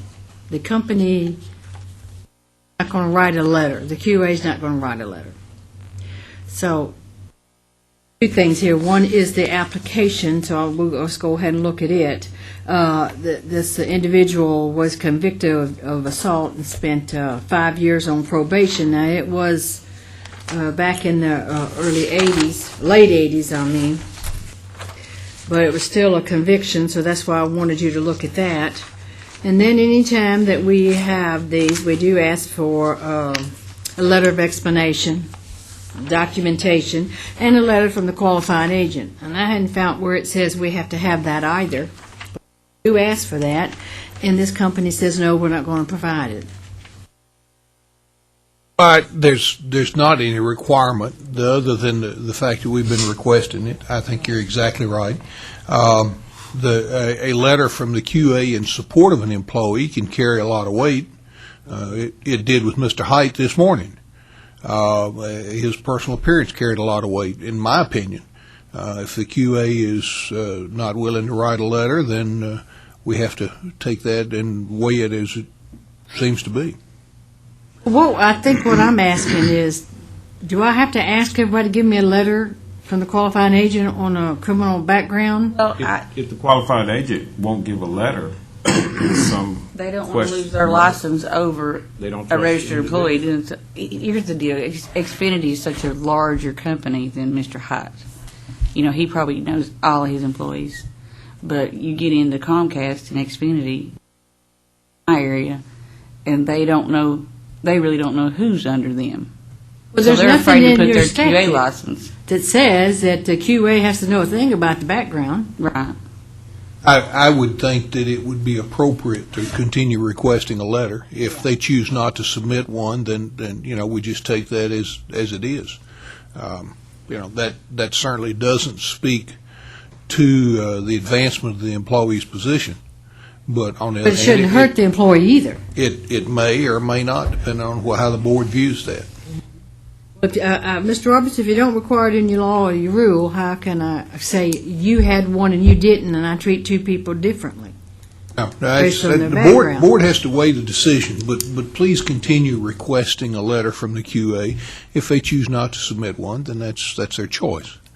And then the board would have to just weigh that give it whatever weight it seems appropriate. And this is a unique situation.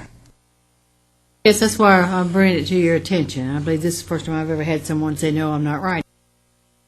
Doesn't mean that's not a good employee or whatever. It just, Well, he that's probably- their policy, the company policy not to do it. Right. And after looking at this case, I don't know if I would write a letter if I was in another area on this, so.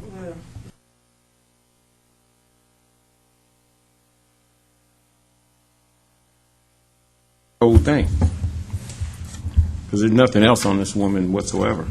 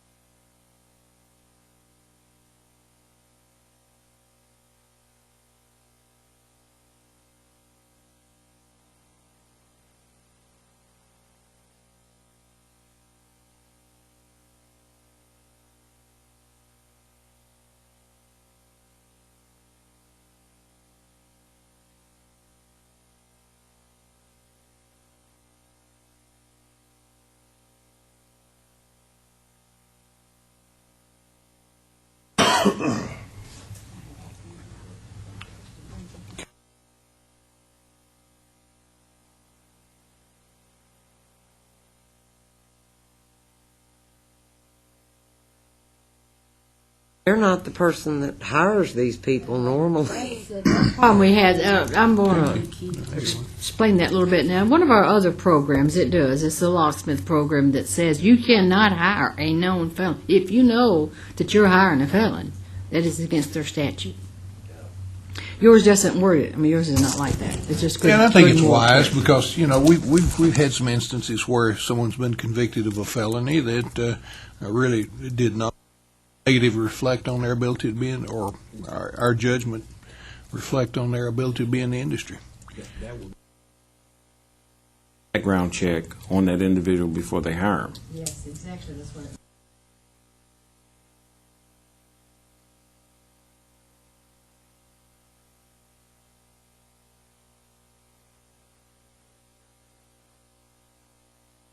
Madam Chairman, I make a motion that we grant this application. We have a motion.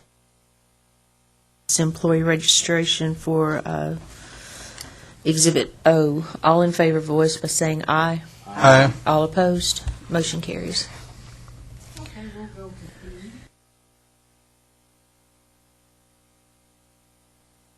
What it is the court transcript.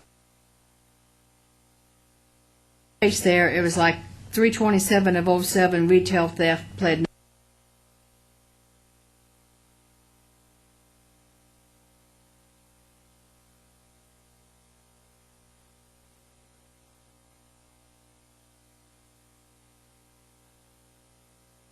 Last page of the police report, if I can find that.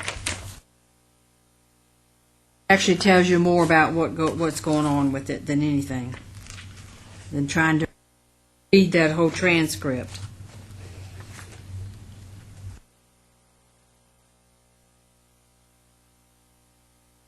Apartment, it's going to be way in the back, almost like.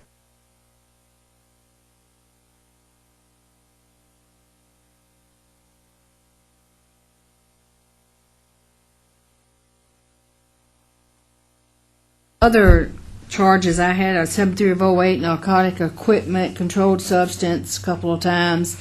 That's why I said read the letter from the police department. It wasn't just drugs, it was meth.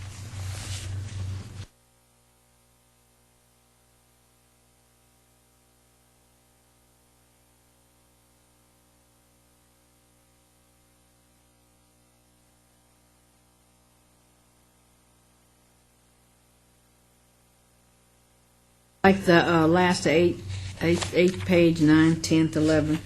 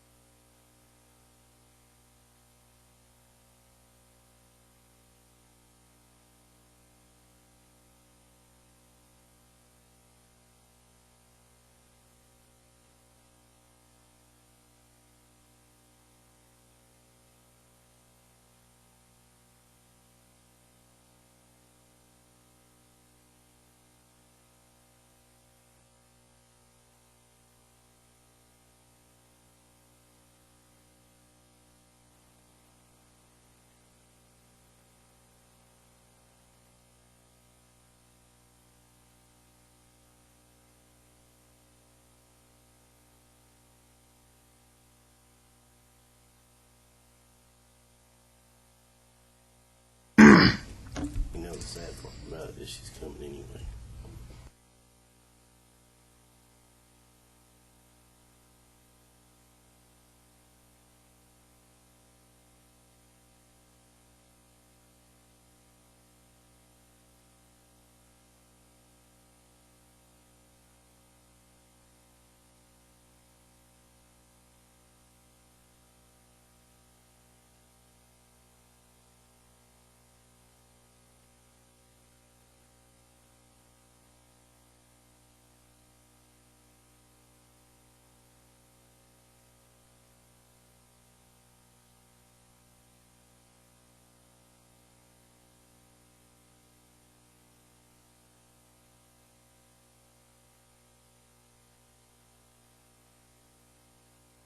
Madam Chairman, I make a motion that we not grant this application.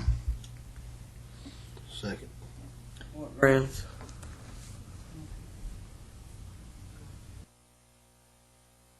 Yeah. Evidence, we just need to include that in the motion. Okay.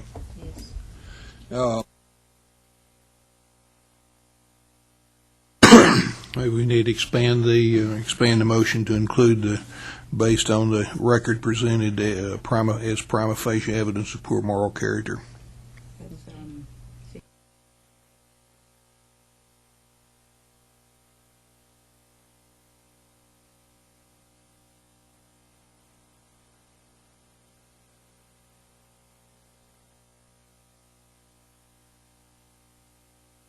'62, 32, 303.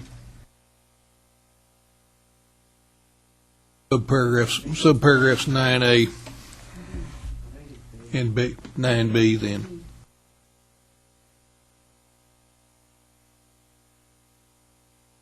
Motion, you want to second that, Keith, again? Second. A motion and a second to deny this employee registration application based on prima facie evidence presented to the board. All in favor voice by saying aye. Aye. All opposed? The application is denied through motion.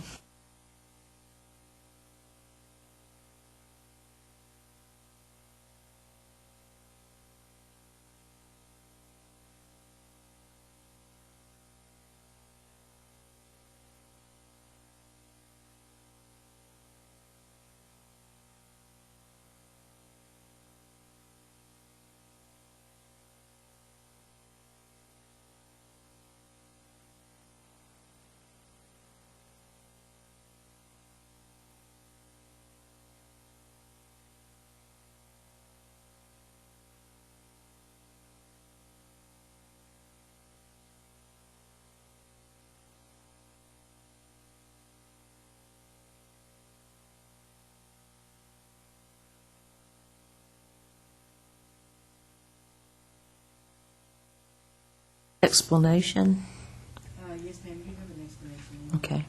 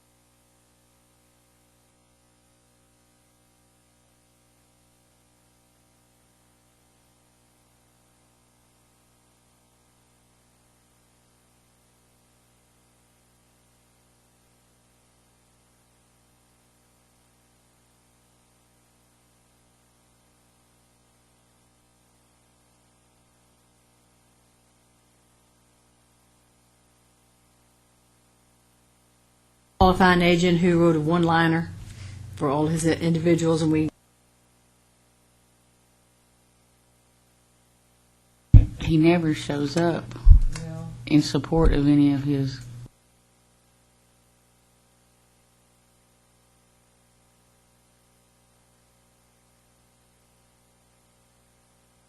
Last ones you have asked, he didn't show. No. Johnson City.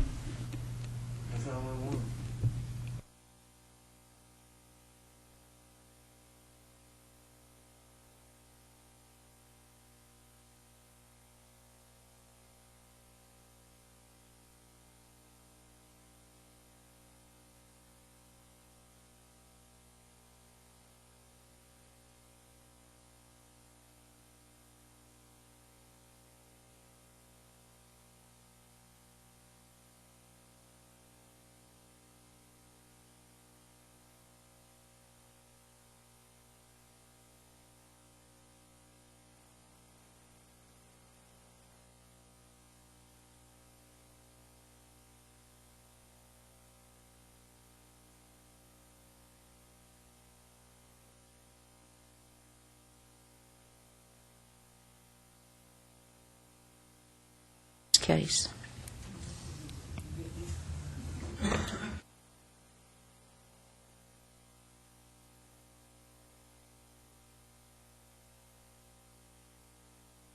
Second to approve Exhibit Q's application for employee registration. All in favor, voice by saying aye. Aye. All opposed, motion carries. thank you. And we're going to go to the last exhibit. It's going to be R.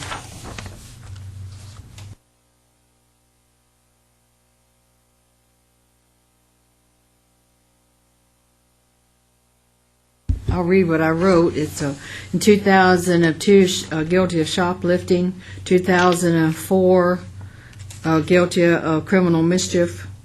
Alcohol. 2005, domestic assault, reduced to assault, received 12 months probation. 2006, with battery, reduced to simple battery, was not guilty.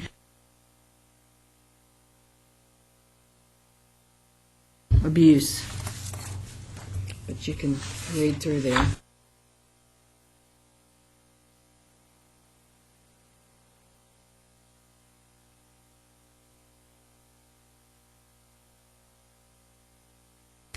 And I believe when you look at the qualifying agents, I believe they left it. Oh, he might have it on there. Yeah, he's got it in the body of the letter. Usually that's it.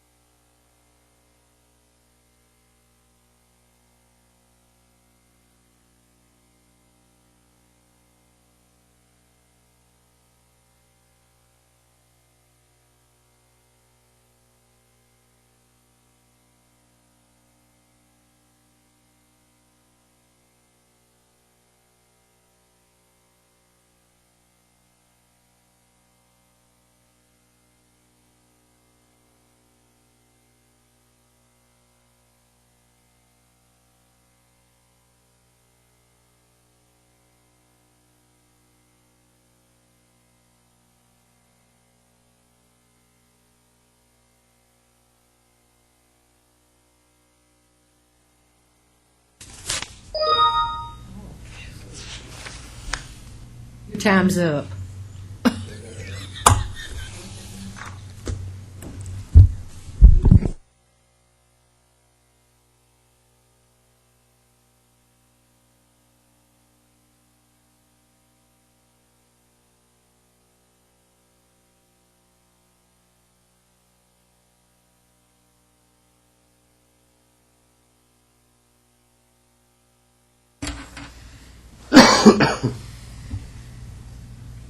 You want to make a motion?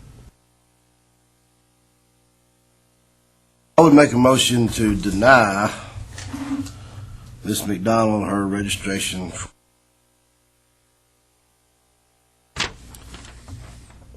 Annotated code 6232.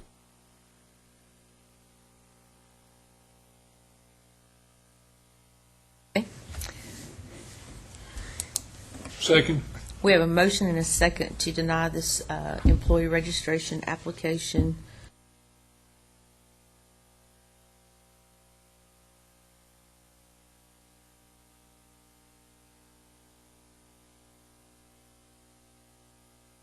All opposed? Motion carries. The application is denied. Thank you, Madam Chair. That's going to finish that section, but before we leave that area, on the applications, well, let me back up. With our new staff attorney, I have been sitting down and going over criminal records with all our, a lot of what we do, and he asked me a question about number 6 on our application. And what that says is it's a criminal history, and it says if you answer yes or mark yes to any following questions, you're required to provide documentation in this office no later than 30 days, and that's your court documents or disposition. That is not being done by a lot of people, so therefore we are closing applications because they do not provide this information. So in case back from one of your employees or whatever, we are closing the application, telling them that they must reapply and provide all the documentation. And if you've noticed in some with these people, you'll see you even got some court transcripts from the court. You've got more material included in with it because we're asking for more material, and they are providing it. But if they don't do it on initial application, they're going to have to reapply. This one. Thank you. Thank you. Okay, who's going to handle the exam update discussion? We're going to go to the exam update, and it's probably going to be the three of us. We have been meeting with counsel, and that's Dan Birdwell, who's over the contract. About this briefly. And one of the questions was asked about from the test people and Birdwell is, why do you have so many different exams? I believe it's 4 of them. Why not just on the laws and the rules, and since you have an experience level that's required? That's what we were talking about briefly. I didn't have an answer to that. I was not privy to when the program first started. I didn't see anything in the laws or the rules that said we had to give those 4 different exams. It just says that you will provide an exam for them to take. It doesn't say of what. So that's what I want to bring to you today, to ask you to consider dropping those 4 categories, doing your exams on laws and rules. There's some other ways we can handle it. For instance, we can bring all the applications to you for the experience. You take them past the exam on the laws and rules, or perhaps, Beth, you have something to input on that? Well, the way it's looking, we are trying to enter into a non-competitive contract with a nationally recognized testing company called PSI. In order to enter into that contract, we're going to have to pay $5,000 per exam for exam development. And that would be 4, so that's $20,000. And if we can reduce that to 1 business law exam, which would concentrate on Tennessee laws and rules and consumer protection information, then we would only have to pay $5,000 for exam development. and then technical exams get outdated, we wouldn't be the ones responsible for trying to make sure they got upgraded. Now, I had suggested that we consider making a rule similar to the one where if you qualify with a degree and didn't have the training, you have to have the fire training within your first renewal. For really just concerns, I would say most of our applicants qualify using the nationally recognized training anyway. I just think it would simplify things. We'd be able to get an examination in place a lot sooner than if we.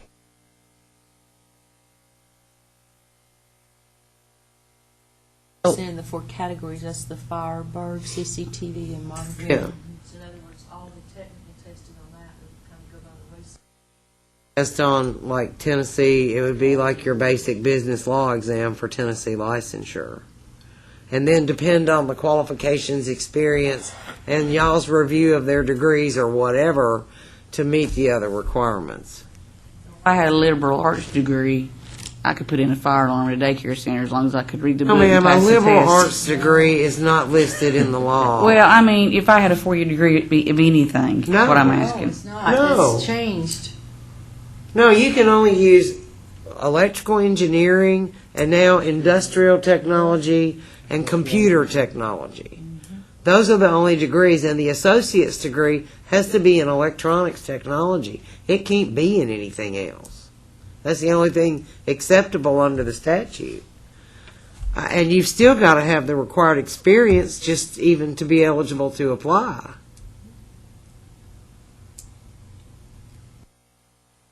I don't know that we have the statutory authority to be in the testing business with all these exams, but I'm Proposing that the testing still be required, just getting it somewhere else. no, I'm No. proposing that you require Oh. training instead of the testing, and require the Training test and in laws and experience. rules. Because again, if you look at the complaints you reviewed this morning, there was only one that had anything to do with technical stuff in it. It was all laws and rules. I'd like to see you add a rule to that one where they have to have the training if they didn't submit it with their app, which is the way that's worded. So if somebody came in and qualified using their degree and they applied in fire, by their first renewal, they have to either have NISAT level 2 or the fire training for the ESA or something. Do we have any statutory problems with that? The statute just says that if they qualify, they'll be eligible for an exam, and there's nothing in the rules. Now, not with regards to the exam, but with regards to requiring educational certificates or something afterwards. It doesn't prohibit it because you've got this one in place. The rule up there is already in place. I believe the statute allows the board to come up with what training and what continuing education requirements you accept or require. And the reason we're bringing this up now is because we've already started conversations with General Services about these non-competitive contracts, and we're already entering into negotiations with PSI. CEU situation if you're not requiring testing. You got to have your CEUs, You still got to have, nothing's changed. Right. Huh. No, they've still got to have everything listed here. And the rule you guys drafted in, I'm pretty sure that was in 04 or 5, specifically drafted so that somebody that came in here and qualified with a degree and didn't have the training had to have the fire training.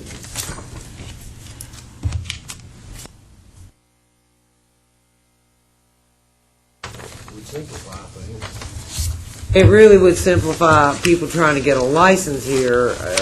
Right now, we might be able to get a laws and rules exam put together pretty quickly because we have those questions.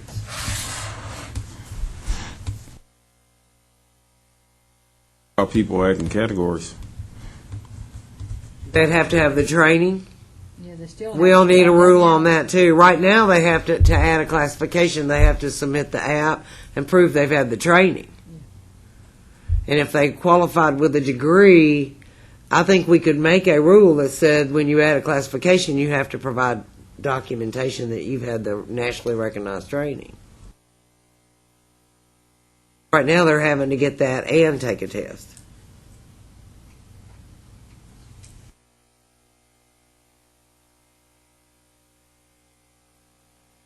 I don't see most of the states surrounding us having anything but a business law test, and Arkansas requires you have the training, but you have to get it through the Arkansas Electronic Security Association. They don't accept the.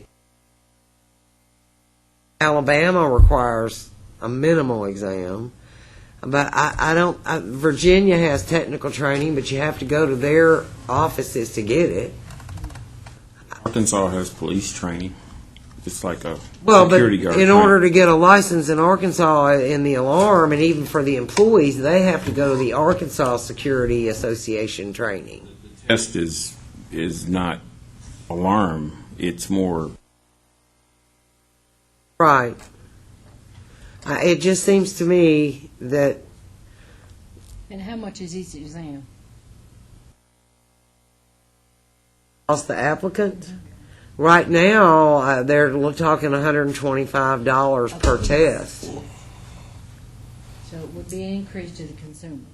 It was 94, and that could increase if we only have the one exam, just so they can recoup some funds. But if you are only requiring one exam that, say, an applicant in Utah could take at the PSI location in Utah, it's still going to be a computer-based proctored exam. But you don't have a rule or a law that requires 4 exams. It's just the way it's evolved. If you remember, our first 2 classifications were Berg and Fire. So anybody that wanted a license in monitoring had to apply in Berg and take the Berg test. And then when we added CCTV as its own classification, we had to hurry around and try to come up with an exam. The board has, as I recall, and I haven't reviewed the statute on this particular question, but the board pretty well sets through rules or sets the requirements for testing. I think the statute just requires a suitable examination, and the board has set that, and so I believe I'm correct in that. And the board at the outset, said these are the categories that we want tested. I think the board has the authority to change that. I don't even recall. I'm not even sure that's a rule, is it? I'm not even sure we've got it set up as a rule. It's not. There's not one rule. That is as close as it comes. Yeah, so if we went to change that, if we went to change the testing requirements, we wouldn't even have to go through a rulemaking hearing to do that. No, you would need to have the rulemaking hearing to add the requirements for the training in the first renewal period, which I think is fair. And most of our applicants apply with the training beforehand. For that matter, we could just make sure they have the training beforehand. The way your law's worded with the degrees, the only place where the training is required if you qualify on experience. But I think by rule, since you've already got one in place, you could add some more rules on what training they have to have in their first renewal. And if you really wanted it, you could, we don't have the authority to ask.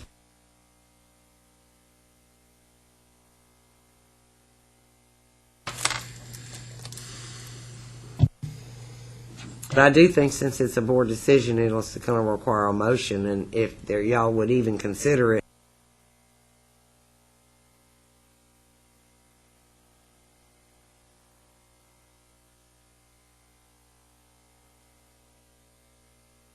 I would really like to give that some more detailed thought and analysis on my part. I do understand that. Now, you don't meet again for 2 months. I'm sorry? You don't meet again for 2 months unless we can do a telephone conference. I have no idea. I have at least 25 applications now that can't get their license because they can't take a test. And I've got companies that can't replace their QA because we have no test in place, which is another problem. Because, Next month, when they have Essex down here, you'll have people walking in asking questions.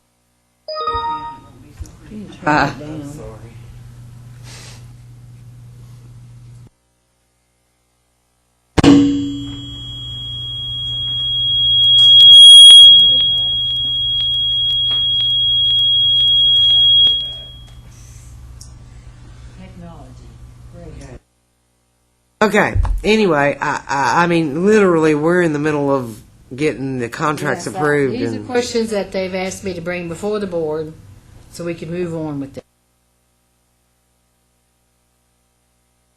We're probably going If we to, change the rules, we would still, that's still going to require going through the rule-making process. we're in the process of doing that anyway. And this is a perfect time to make those changes and hopefully get them approved where we can have the rulemaking here before the end of the year. What the votes for this, then that'd be, we could go ahead, legal can go.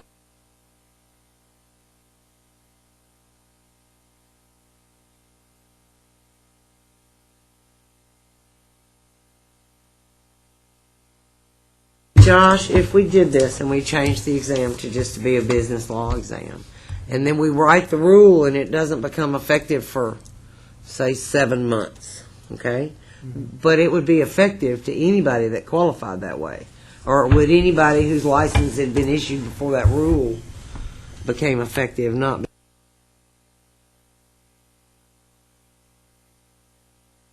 Off my head, I think it would be hard to retroactively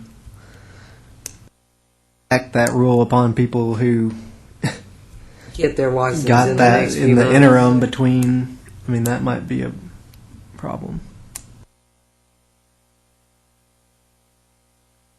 How that would mesh together if we tried to.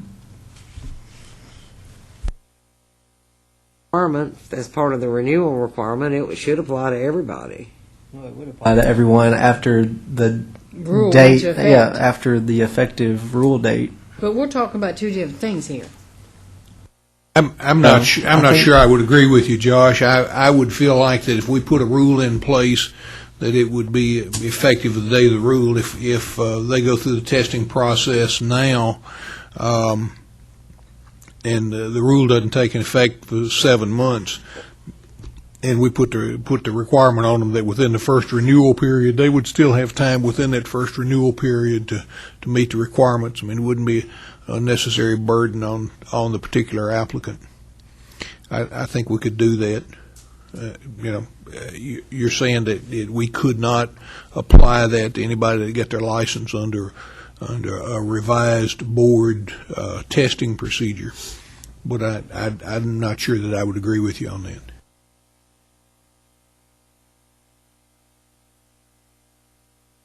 What we're saying is if someone gets their license in July and the rule doesn't change till September, we would go back and pick that guy up from July and make him do whatever the rule said do? I think If- any if- licensee that License right now.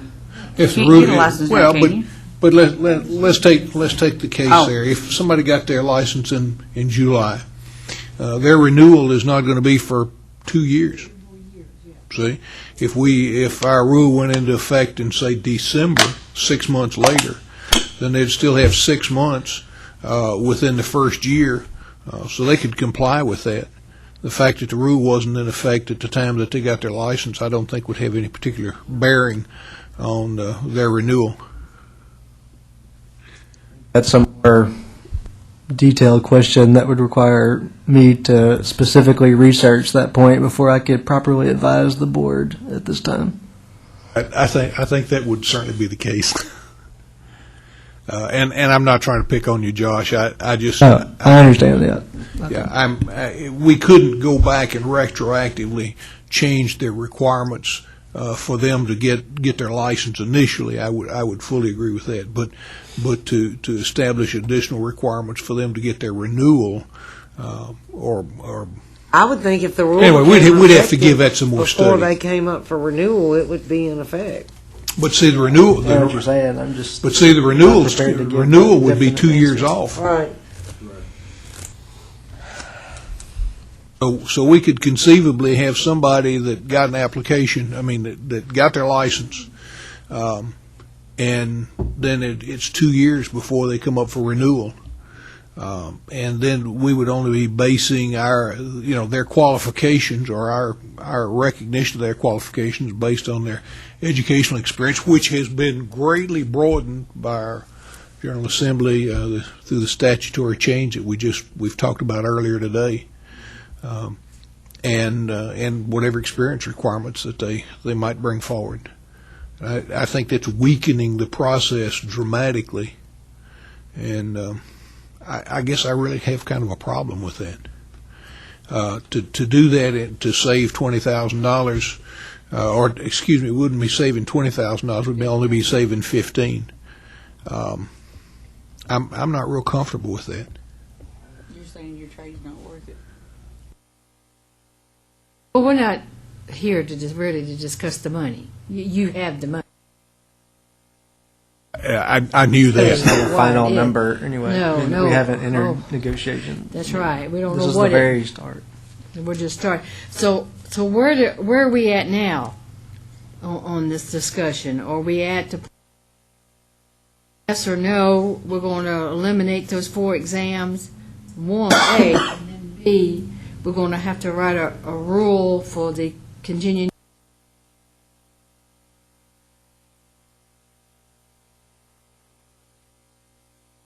They not use those recently revised test questions? We don't own them. We don't own them, we don't have them, we can't use them.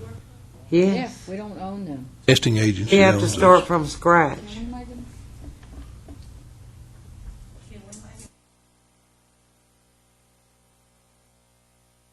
Well, again, Well, we'd use the same material What- they did.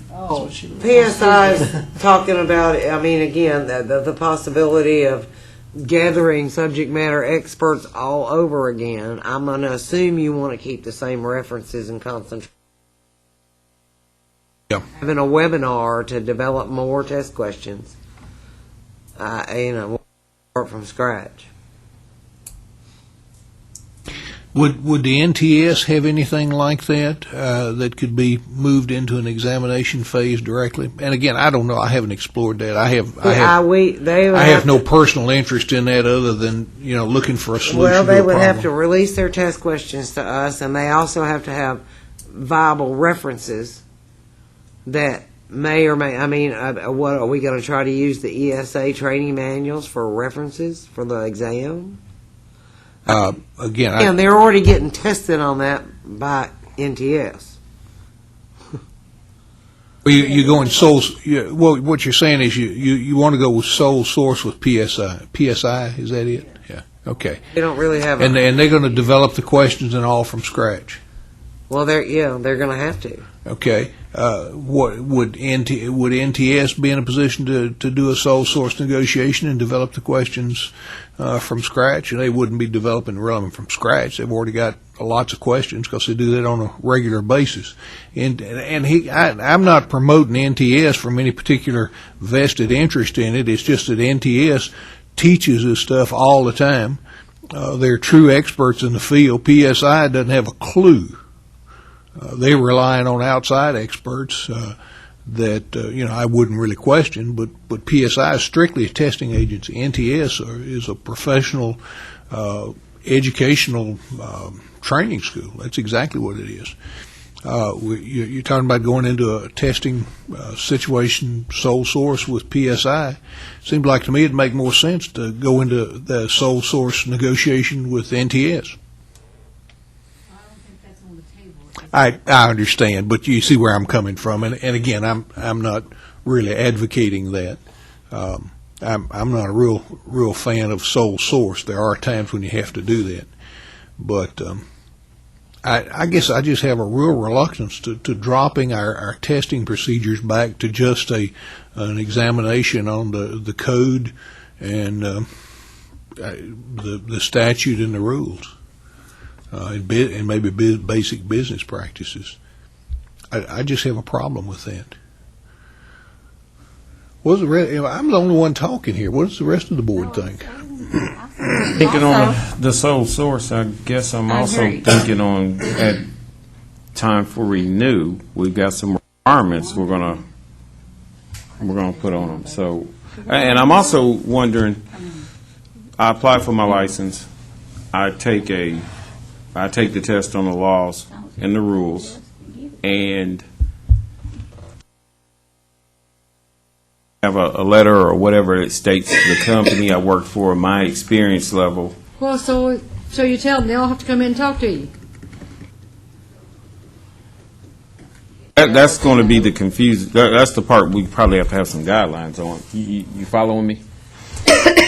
But there's different things to look at like that. It's either we bring you the application.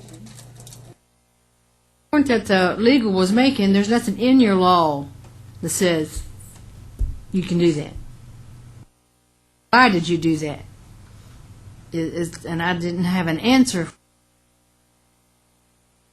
So if we have to, what we just talked about, maybe bringing every application before you, let you review that, because that's what you're doing. It's the experience that you're saying, and then exam is just basically going to be on the laws and the rules. Or we could just simply have a rule that says everybody has to come before the board. Doesn't matter where you're at. You just have to fly in here and talk to you.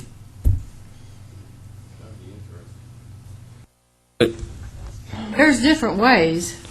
I'm just throwing out different ideas.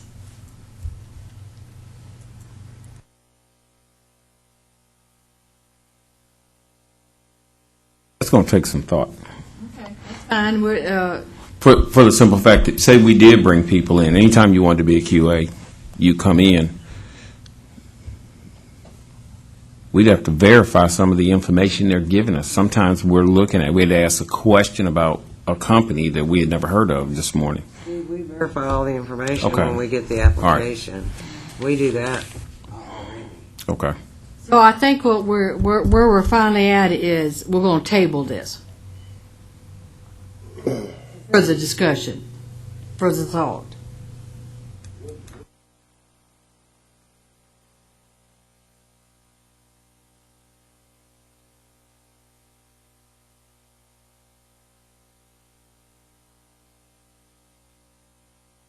They're in the process of getting it approved so they can write the contracts. Yeah, so that's going to take a while yet. But Now, whether it's going to be done before our next board meeting, it's probably doubtful if it can be done before the next board meeting, of all the channels it has to go through. well, I mean, we were Whole hoping to have the conference or exam something in a place couple of by weeks. then. I know it, but, I mean, if we don't have it in place, we just don't have it in place. I mean, they've waited this long, they can wait another month or two. But, I mean, we have an increasing number of applications coming in that,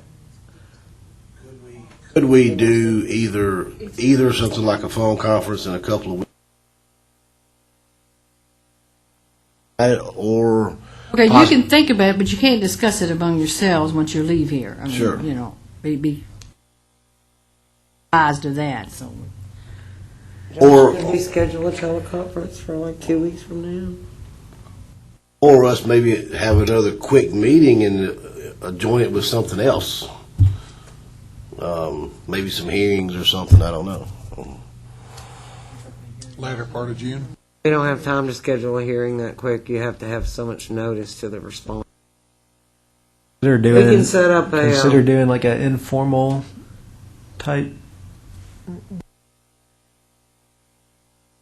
conference or. I think we can come up with some way to meet again, whether it's not, but other than setting up a meeting for next month. we Just to can set up discuss a this matter. teleconference meeting. We have to show the urgency of it to do it, and we have to give, I think, 10 days notice on the administrative register, so.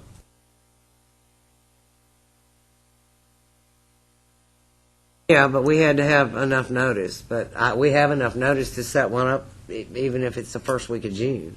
I mean, I think based on what we're proposing to do, we could justify having a another meeting as far as meeting the necessity requirement due to the urgency of this matter, pressing business of the board. Personally, I'm fine with it. I don't know about whether the rest of the board could make it, but Make it middle of June.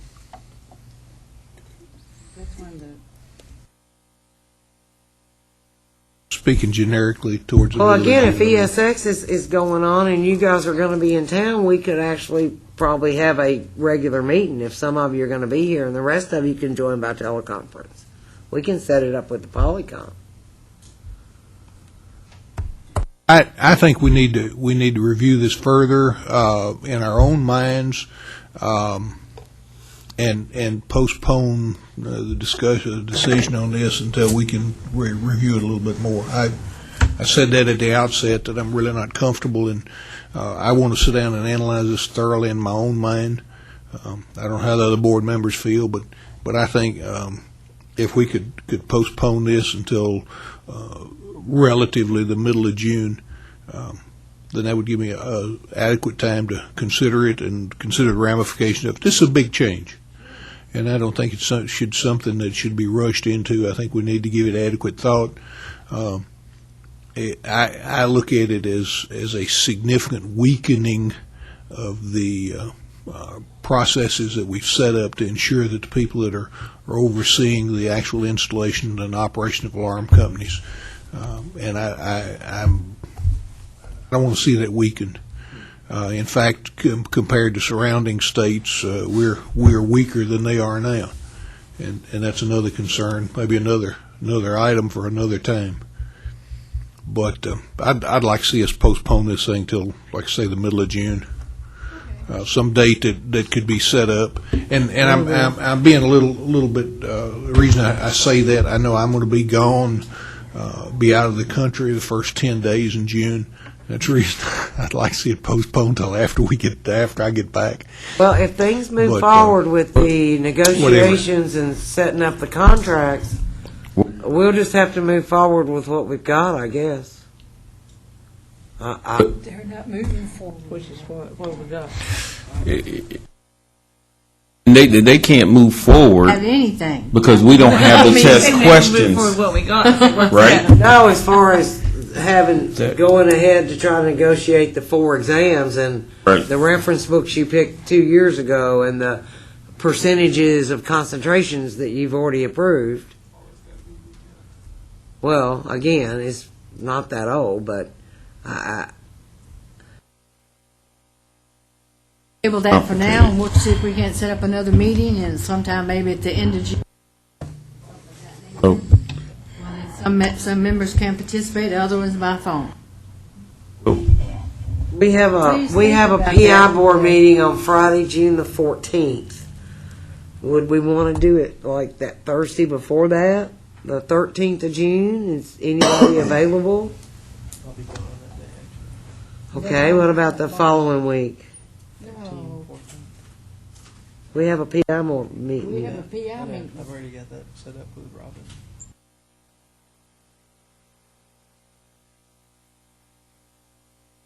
Anyway, Only we'll a look at the next conference? week. I'm playing. We'll look at, I'll send y'all an email when we get a date and a place. 13th is like a week before the ESX thing. God. So, do we want to try to do, who's going to be here for ESX? Ken? Maybe. Maybe. See, you'll be here for sure? So if we did it that week, I'll look at the ESX schedule and see if there's a time where we could get like a 1 or 2 hour. I mean, I'm willing to come in. That's not an issue for me. I'll look at the ESX dates and try to pick something that will work during that week. Be fine. I guess that a thought went through my head is, and you guys gotta tell me how you feel about it, that maybe we have one test for every category. I don't know, just an idea. That's what you need to do, if you would. You need to sit down, you need to think about those things, and then how would we implement it? Like we suggest But you can put your thoughts down on paper and send it to us. We'll just compile it all together and then, present it and what you've all got together. Work with it from there. I think it sounds like a pretty reasonable procedure. Okay, well, I consider that a done deal then. We'll just move on to the next item here, which is the education report. A lot. There is something in your Exhibit S that is an unusual question. But we'll start with, actually, it's the first thing on the education report. We have an individual who came before you in February, the Mr. Durham, who qualified using all of his degrees and his experience. And he completed the VIT training CCTV class on March the 1st. His license was issued on the 28th because I had to wait to get a fee. And he has kindly asked if you would consider allowing him to use the VIT training that he didn't have to get his license, that he took 3 weeks before his license was issued for his continuing ed in 2 years. He's only had his license for about a month. Yeah. He didn't have to have the training because he qualified with his degree, but he had already scheduled it and paid for it. So he went ahead and took it because all he got a license in was CCTV. Well, I told him I'd ask.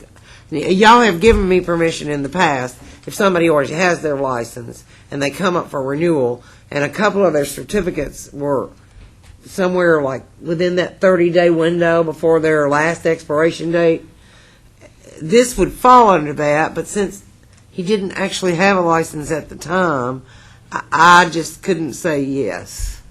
You can do that. I don't know that, that's up to you guys. To me, that would be not unreasonable. We need to put that in the form of a motion. Yes, please. Okay. Madam Chairman, I make a motion that we allow Mr. Derek Durham to use his VIT training, Video Security Systems Essentials, as his continuing education for his first renewal cycle. Okay. We have a 3/1/2013 for Mr. Derek Durham.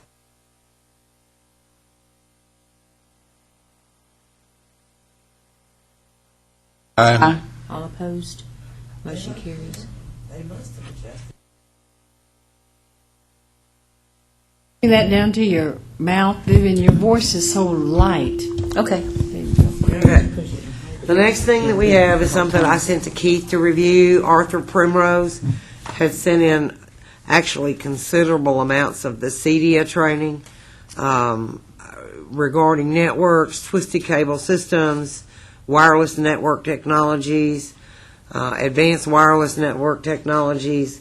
And these are like 15-hour and 30-hour and 20-hour courses. They're pretty extensive. He also has some stuff he took at the ADI, but we were really just looking at the CEDIA courses for his renewal, and Keith looked at them.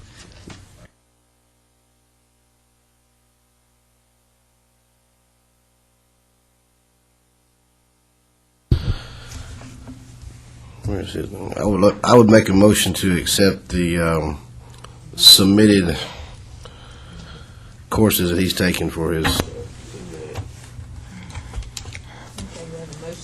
Second. I'll second. We have a motion and a second to accept Mr. Primrose's CEDIA training for his continuing education. All in favor, voice by saying aye. Aye. Aye. Any opposed? Motion carries. Last thing on the education report are the courses that were recently resubmitted by the National Fire Protection Association. There are 7 of them. Most of these courses were on our approved course for continuing ed, and they expired. They're all only submitted for continuing ed. You have Life Safety Code Essentials. It's a 21-hour course. Life Safety Code Essentials with the focus on occupancies. It's a 28-hour course. National Fire Alarm and Signaling Code is a 21-hour course. 2011 NEC Essentials is a 21-hour course. Hazardous Locations is a 7-hour course. 70E Electrical Safety in the Workplace is a 14-hour course, and they also have the second version, which is an 18-hour course, which consists of an extra half a day and another exam. I gave them to Keith and Ken to look at this morning. It's a nationally recognized organization, but they still have to be approved by the board. I don't have any problems with the National Fire Protection Association. Madam Chairman, I had the last 3 courses for review. There was a hazardous classified locations course for 7 hours of continuing education. I would recommend that be approved for the continuing education. I also had the 70E Electrical Safety in the Workplace for 14 hours of continuing education, and I had Electrical Safety in the Workplace, which was a continuation. It was the first 14 hours plus some additional coursework and an examination. I would recommend that it be approved for 18 hours. So I would recommend that those 3 courses be approved for the continuing education as indicated.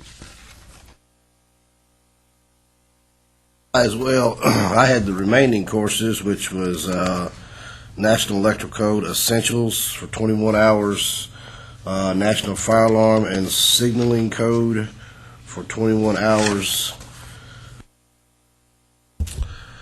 Life Safety Code Essentials, 28 hours, and Life Safety Code Essentials, focus on occupancies.